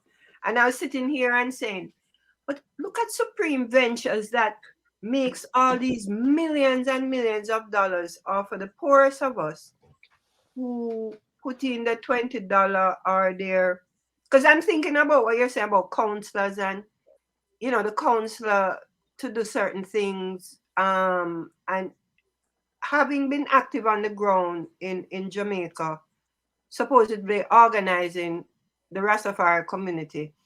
And I saw the difficulty that no money, like you who want to do something, if you don't have the money to organize the people, but people who don't have money, but you know what I mean? Like they want change, but they don't have any money and they can't, even if they come to a meeting, you have to find bus fare for them to come.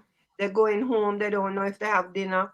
It's like I'm still thinking through all of this change, and I'm saying, but these people who they still find $20, whatever dollar, and they enrich Supreme Ventures. So if the political will of a community or change could find a way to engage the people in some mechanism, like, that they can give a $20, something towards something. That's what came to me in my head, that what can come in and shift these issues is these or some kind of organizational Little. Every nickel make a muckle. Even when they have round robin, they have partner. Right. They have a lot of these different things that are Fund going me, on. the fund me thing online.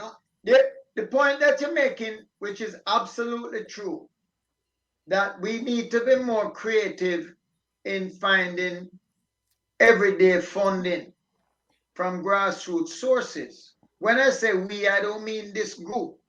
The work people generally, and those things do exist. But the problem is getting the local representatives to think like that, because I don't think, John, like at the annual conference at the PNP, Mark Golden, he threw out a number of proposals, that the PNP would be doing at the national level, right? But in terms of the local level, we don't hear those kind of proposals coming forward, like how to strengthen the local government system on the ground and make it more effective. From neither parties.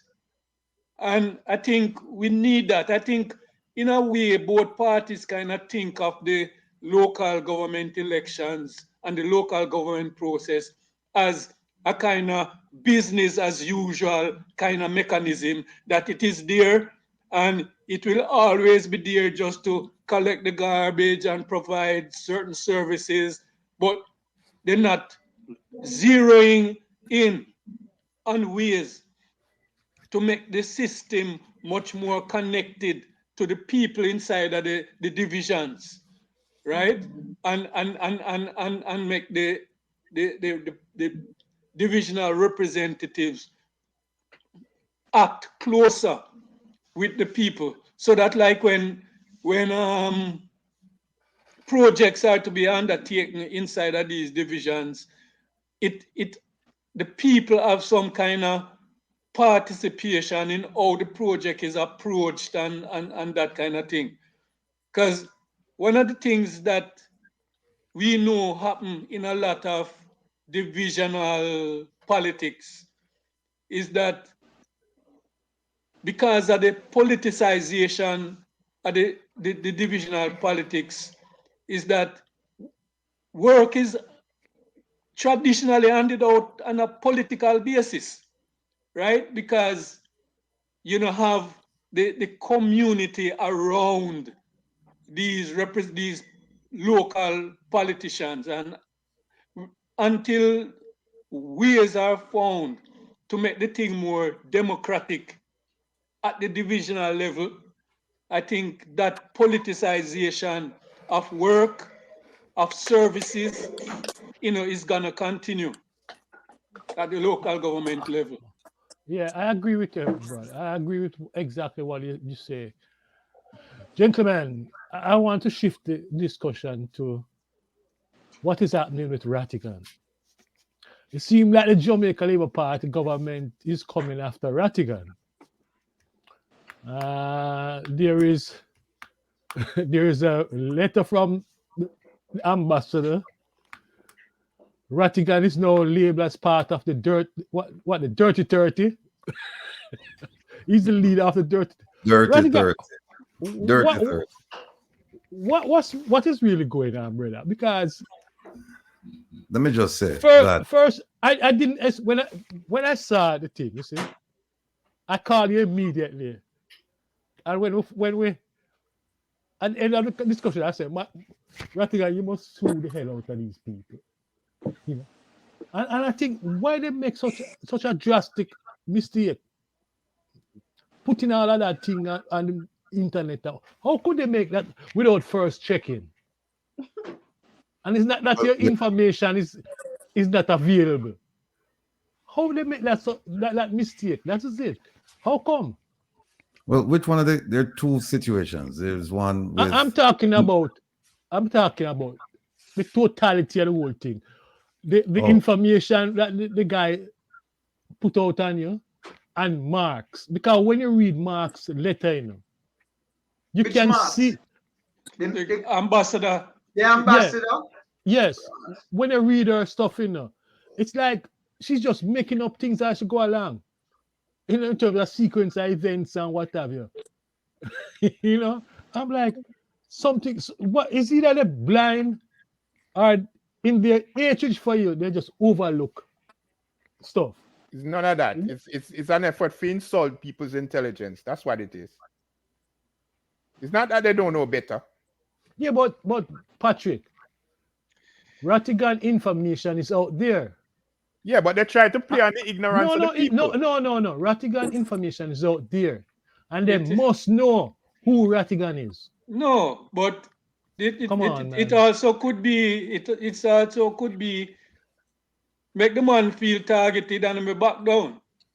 Exactly. And he's not going to do that. I'm saying to you, if they do their research, due diligence, they would have known that Rattigan is one of those persons who's not going to back down. And that's why I said they're playing on the ignorance of people, right? Because they want to think that the people who are listening to Rattigan show and is listening to Rattigan, which caused them to be so concerned, right? If them tell them a different story, they figure that the people will buy into the story. And that's not about to happen. So they're gonna use lies and tear Of him down. course, that's what they do. Part of the thing, But you know. John is not the first person they do it with. If you can tear off the thing, Hold up. You can bring Johnny. What bring Johnny to the discussion? John, yeah, we are what we're talking about. I have only seen one letter which I thought came from the All right. Radigan, bring everybody up to date then. Yeah, no, John. Yeah. No, the letter you're talking about, John, is the letter from Dr. Francis, right? That's the one that said that notified the Jamaican government through the ambassador that there would be protests in this country and elsewhere. And that started up a whole, the brouhaha. But since then, the protest took place in Miami. And we've seen numbers ranging from, they said that, they had 25 people. Then they said they had 40 people. The Gleaner said we had 70 people out there. My recollection is about 60. And then now the ambassador said they had approximately 30 people out there. But I'd like the ambassador to know this, that what she just did was she's acknowledging us as 30 of the most influential Jamaicans living in America. If not the most influential, the 30 most influential people living in America, because we, who didn't even have a meeting with the State Department, we caused the State Department to issue a travel advisory to Jamaica, affecting the economy of Jamaica. What a powerful group of people. Now, if she's worried about 30 people in Miami, she must worry about hundreds of people in New York come May 10th. Because Radigan, yeah. Have you seen the letter, John? Maxine, have you seen? I've seen Which one of the letters? No, but I think, Mike, I think you need to pay close attention to what Will has right now. I'm bringing us up to date. Yeah. Go ahead. Right. So what happened is that we did the protest.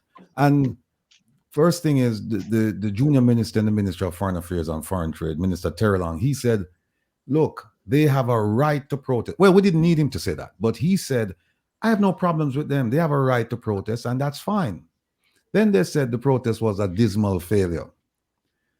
Fast forward to last week, where they said these people caused the State Department to issue a travel advisory against the country of Jamaica. So how could it be a dismal failure and then we're causing all of this? But beyond that, here is the problem. The last month, the Chinese foreign minister traveled to Jamaica, and at a gathering ceremony or some event, the prime minister made a statement that Jamaica is in support of the One China policy. The moment I heard that, I said, this is not good, because the One China policy calls for China to exert sovereignty over Taiwan, which is just a no-no. About 3 days after that, they issued the travel advisory. The U.S. State Department. Yes, issued the travel advisory. And then the Minister of Foreign Affairs and Foreign Trade, she went over to speak to the ambassador, which was a bad move. That's just the sophomoric move. That's not how it works. But she went over and she met with him. And I could have told her, you're going to get a no. So she went, she got a no. And then she came out and saying that, it's unfair what they're doing. At this point, nobody mentioned the protest. Then the ambassador in DC, she went over and she met with State Department. She was rebuffed. And in her first statement, she mentioned nothing about the protest. After she was rebuffed, she came out and she said, you know what? I'll tell you why this is happening. It's happening because 30 Jamaicans, approximately, they protested and they caused people to lobby with the State Department and the State Department to make the change. The day after that, the State Department came out and they said, listen, Ambassador, you're full of you know what, because the travel advisory was not based on crime. They said the level 3 has been in place since March 2022.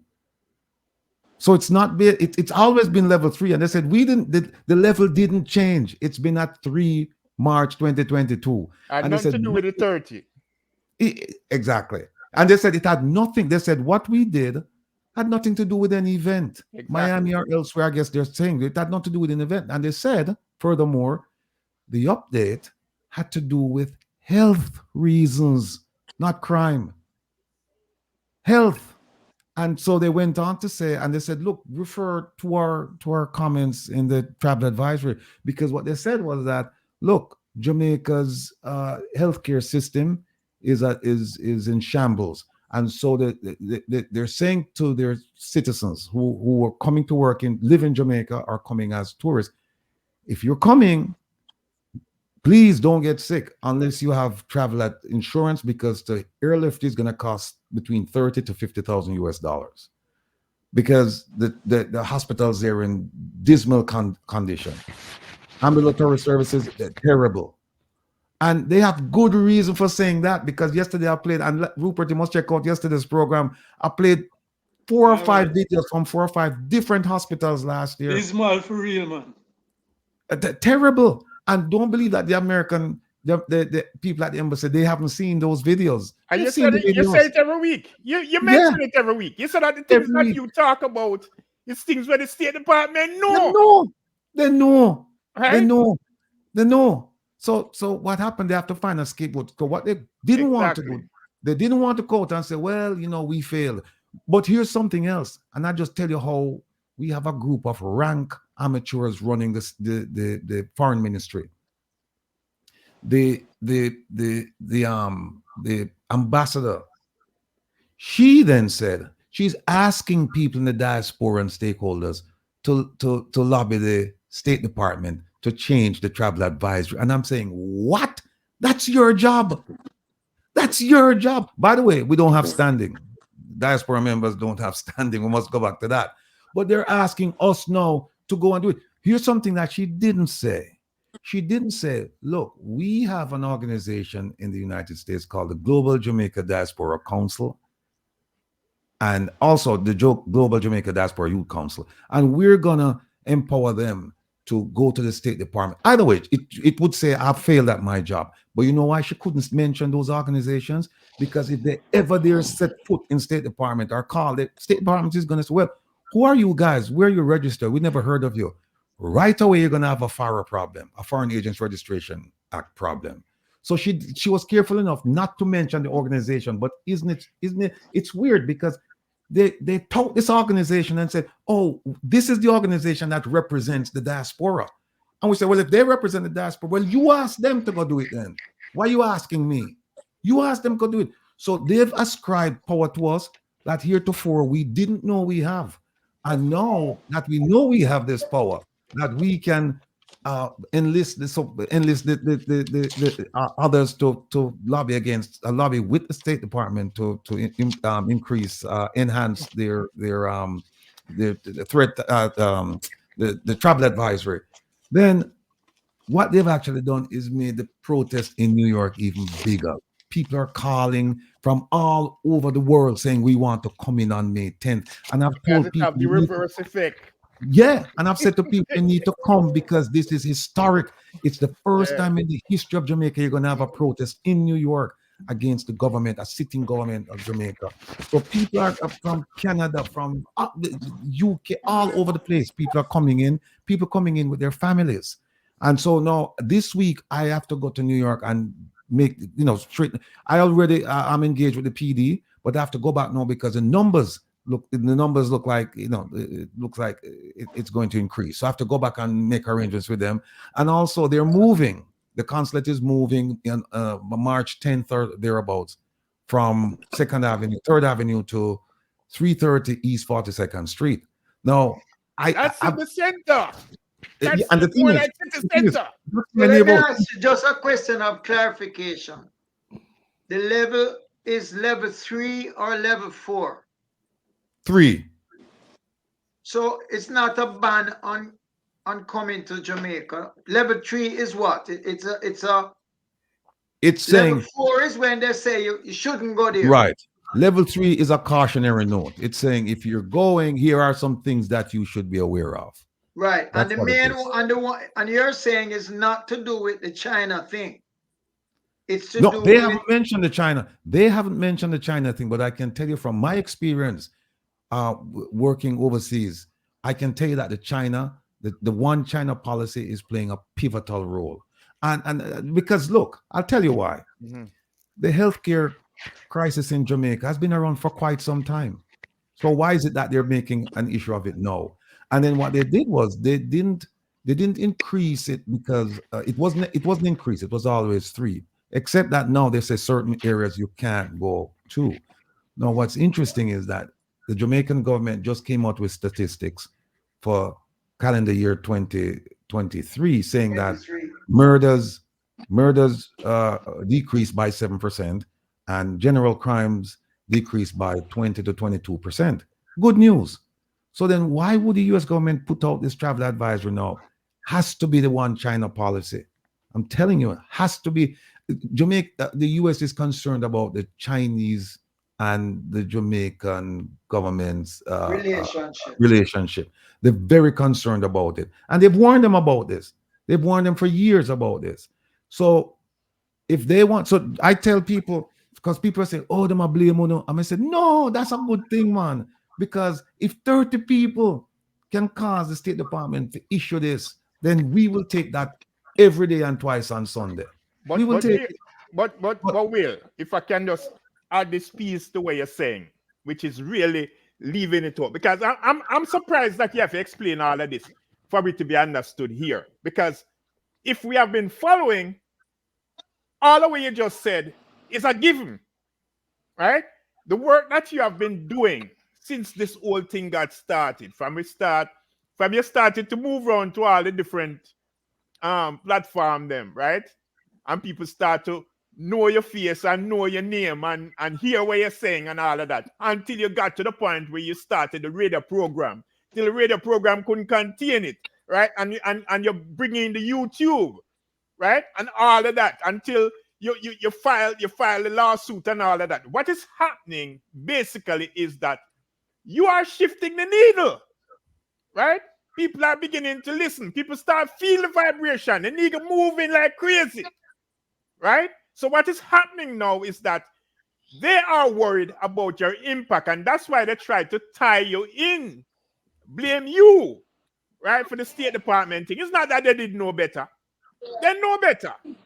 But they try to blame you because you are the one they're trying to discredit. Because you have been bringing too much attention, right? You know what? That's what's going on. Then it have the reverse effect. Because by them opening them out and doing that, more people tune in. You're absolutely correct. And you know what happened? The protest down in Miami, right? That was led and orchestrated by Dr. Rupert Francis, right? Mm-hmm. We have a group of 8, and 5 of the 8 people, they reside in South Florida. So I went down to show my support. They're the ones who are responsible for coordinating the whole thing. But you see, they couldn't stomach it because Dr. Rupert Francis is a card-carrying member of the Jamaica Labour Party. And they couldn't understand, why is this man, who's one of us, leading the charge against us? They couldn't understand. So they said, I must Rattigan be behind it. So here's what happened. The protest happened on a Friday. And on the Sunday, I'm driving back from Florida, right, home. And some people, and then I was on Lonesome program. Some people started calling me and say, hey, them are rubbish show on this program, I know. A JLP support, a JLP program. I said, fine, let them do what they want to do. So what they did was, the Minister of Information went on that program, and they had Rupert Francis as a guest. And they tried to get him to say that I was the one who drafted the letter, or I was behind the whole thing. And he told them no. And they indicated to him that I had no credibility. And then they started bringing up a whole bunch of things untrue. So what happened was, I said, all right, fine, no problem. Because the Minister of Information and we've had this running thing about who contacted whom first and all of this nonsense. So he went on that program and he made several statements.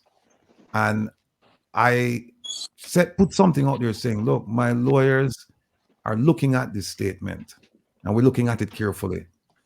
Almost immediately, they took the program down off of YouTube. But fortunately, someone was streaming the program. Well, several people, but we know somebody who was streaming the program. So we got the program and we transcribed aspects of the program. And it was clear that I was defamed. Very, very clear. And what we did, we wrote a letter to the minister and we attached the transcript to it to say, here is where you defamed Mr. Rattigan. And we want an apology within 7 days. And if we don't get an apology within 7 days, then be prepared to have your day in court. This was sent on Wednesday last week. And I won't go much further than to say I'm pleased with the response that we received on Thursday, approximately 24 hours later. But it's ongoing. Meaning what? They apologize?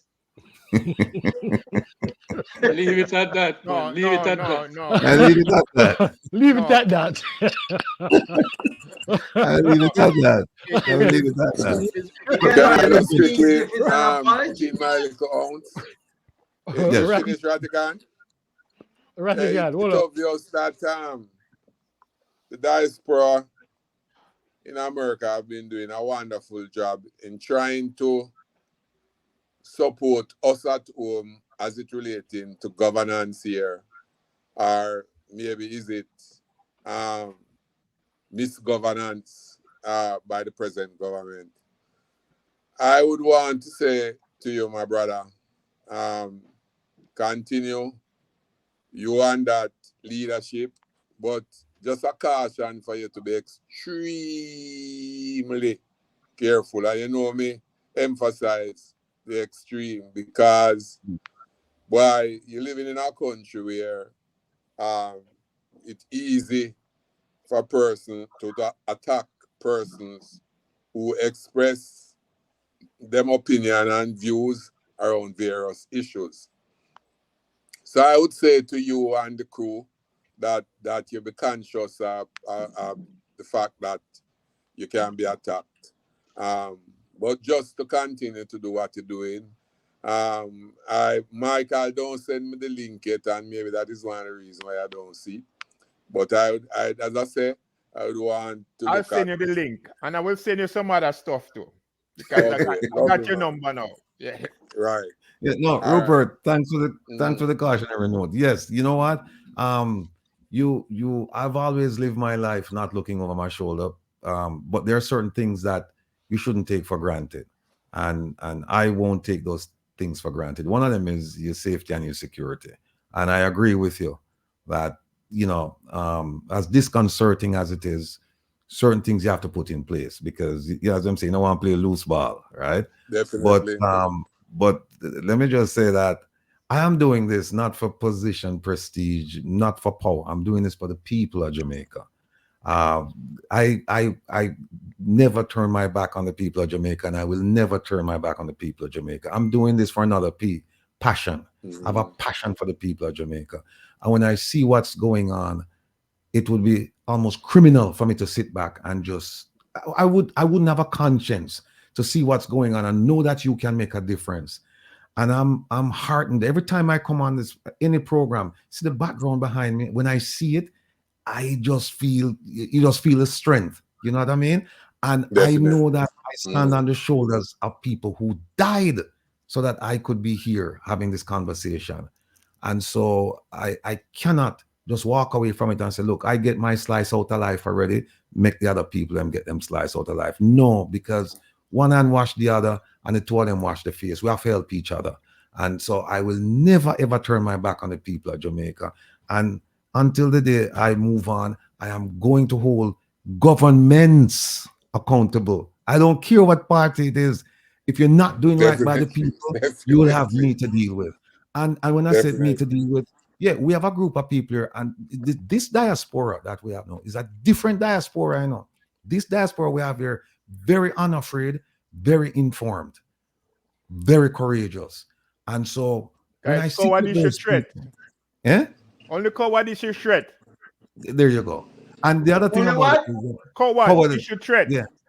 And the other thing about it is that there's certain things that believe me, I only say about approximately about 5% of the things that I know. So sometimes people say, oh, yeah, tell them too much. And I say, I have 95% I'm not telling them. And they know, and they're worried about that 95%. Because there are things that we know that in the fullness of time, they are going, the perpetrators, they are going to pay a dear price. They know it.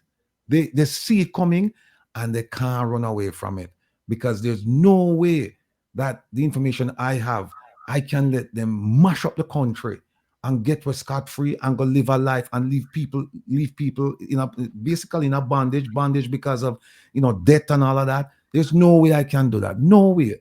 And so the struggle continues, and we will just continue to fight. So my lawyers are in contact with the lawyers for the Minister of Information, and we're also looking at other folks who might be implicated. Because there are people out there who have written things about me. They've said things about me similar to what the minister did. And we just want them to know that we're going after the big fish first. We're going after, when I say it, I know fish has a different connotation in Jamaica. But when I say big fish, I mean, the people in charge of information that can come out. Big rat. Big rat first. Yeah, going after those people. So they must know that ratted, if them can't go after them people and me say the same thing where them say, then what happened to me? And therein lies the problem for them, sleepless nights. So it's a strategy, because there's some things I can't say, but one of the things is people ask me, why is it that you don't go after certain people right now? And I said to them, no. The reason why I don't go after certain people right now is because certain people have certain defenses around them, and when I say defenses and fences, and what we're going to weaken the fences, and there will come a time when they'll look me straight in the eyes, just me and them, no fence, no defense, just me and them, and then we talk. So have to run after somebody, and because if you try to that, you have a whole bunch of people that come at you. You just pick off them people one, pick them off one, pick them off one. And then, because one of the things the FBI taught me is this: just remember, you have time. Criminals by nature, they are criminals. They're not going to reform by nature, and they will continue to live a life of crime. You just take your time and build your case. That's all you do. Take your time and build your case. And a lot of the things that they've done in Jamaica, for example, some of the statutes we're looking at, they look back. So they go back and say, hey, this guy did this 5 years ago. And now always look back. Yeah, always look back. Yeah. So we're looking back at present. So what happened is that the Magnitsky, before we started talking about Magnitsky, I can assure you that most people never heard the word Magnitsky. No, everybody knows Magnitsky, including the politicians, because they've read the law. They've read the Magnitsky Act. And the beauty about the Magnitsky is that it's not just the US. The Canadians, they have a version of it. EU, there's a version of it, but their version only looks to human rights abuses. Rattigan, I just found out that act was used against FIFA. The investigation, in the football soccer thing, it was done under that act. That was the act that allowed them to go after FIFA. The guy, especially the guy in Trinidad and others. Yeah. They just use it. They just use it in December against some Haitian politicians. Yeah. And the visas have been revoked, including visas of minors, because if you can show that somebody benefited from this criminal activity and they knew they were benefiting from it, then they're gone too. And then also, I just spoke to an FBI friend of mine, and he's talking to me about meeting up with some people to see if we can come up with an international corruption case, because the FBI does investigate international corruption. And we think we have some strong cases coming out of Jamaica. So we're going to be busy. But at the same time, Rupert, we're going to be careful. Will, before you go away, I want you to mention one more thing, right? One more thing. And of course, you have highlighted the importance of it, the freedom of information thing that you urge people to use. Oh, yeah, Right? Because this is where you use it to build evidence too. Right? So right. talk about that piece. Don't All leave right. it out. There's a Jamaican law, and it's called Access to Information Act. I know. And I don't know why people don't use it more often, because a lot of the information I've received from the government, including information about Minister Kamina Johnson Smith. That's why I could come on the program without fear of being sued for defamation on her. And I could say that this is what I believe because I received the documents from the government confirming my belief.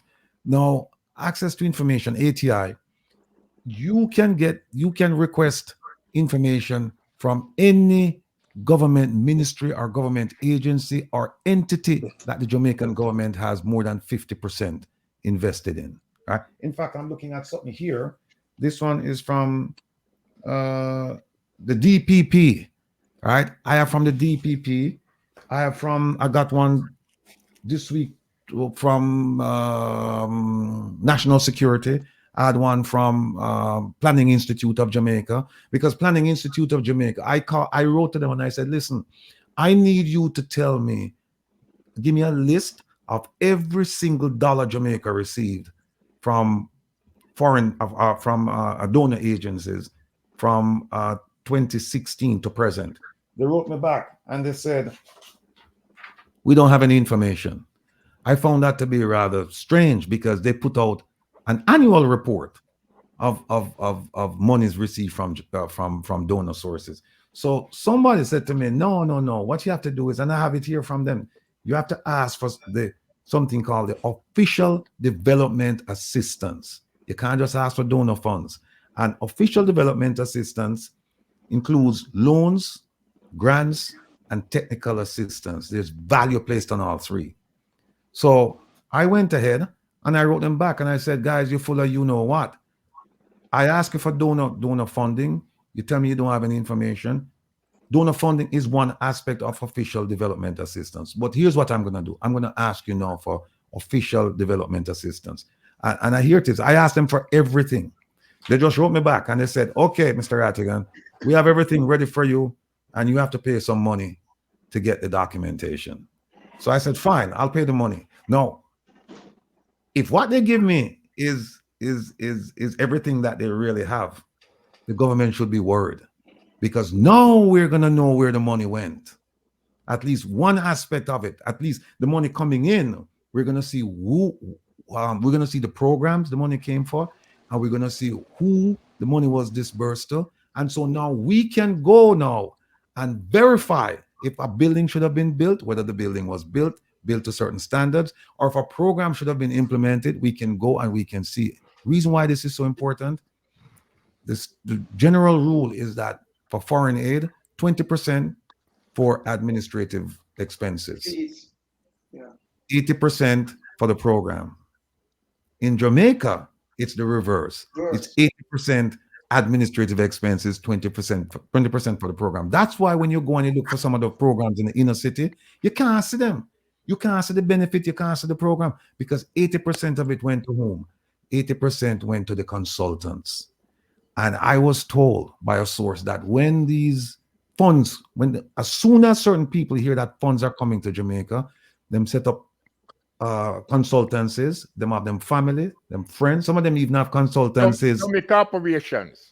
Yes, some of them even have consultancies on reserve. It just sit down there and wait for money for coming. And then what happened is that the money then would go to them. And one of the things I found out is that if they have to do a program like for displaced youth or inner city kids, what they do is they go to the university and they'll give them 2% to conduct a study. Remember now, they have 80% and they'll give them 2 to 5% to conduct a study. And then they'll say, okay, fine. Based on that study, we'll use the 20% to implement the program. So approximately 75% went into the pocket of the consultants. Now we're going to find out for sure. Now we're going to find out. So I'm this week, I'm going to send the money have somebody pick up the documentation, send it to me, because we have some experts who will go through that with a fine-tooth comb, and we're So gonna does get. it give you the source as well Yes, as the purpose for which the money should yes, be used? yes. Okay. Because look, You have to supply all the official information. I asked them 10 questions. It's not just give me stuff. I asked them 10 specific questions. No, speaking of specific questions, I asked the Minister of Foreign Affairs and Foreign Trade 12 questions regarding the Global Jamaica Diaspora Council, because I want to prove beyond a shadow of a doubt that it's a bogus organization, right? So I sent them 12 questions. They responded and they said, we're not going to answer your questions. Go to our website. All the answers you need, they're there. I'm very familiar with your website. So I went back and I looked at the website. Of the 12 questions, the website answered only one. Question number 7. So 1 to 6, not answered. 8 to 12, not answered. So I sent it back to them and I said, look, your website only answered one question. I need you to answer the remaining 11 questions. Still haven't heard from them. Just like the DPP, I asked her about the former Speaker Dalrymple Philibert case and Leslie Campbell case, former minister in the Ministry of Foreign Affairs and Foreign Trade. She wrote me back and she said, I don't know anything about those cases. No, this lady runs the office that's they do prosecutions for the government of Jamaica, criminal prosecutions. And these are high profile cases.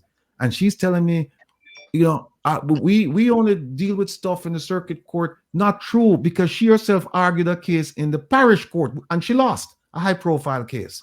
She lost, right? So I wrote her back. She wrote me back again and she said, go talk to the corruption prosecutor. Well, it's funny she told me to go talk to the corruption prosecutor, because I just wrote her on Thursday or Friday and I said, listen, Madam DPP, it's come to my attention that you may have some files concerning some politicians and you're being asked to render a decision on them. Did anyone say the illicit 6? So I asked her about that. And I said, please let me know if you are in receipt of these files.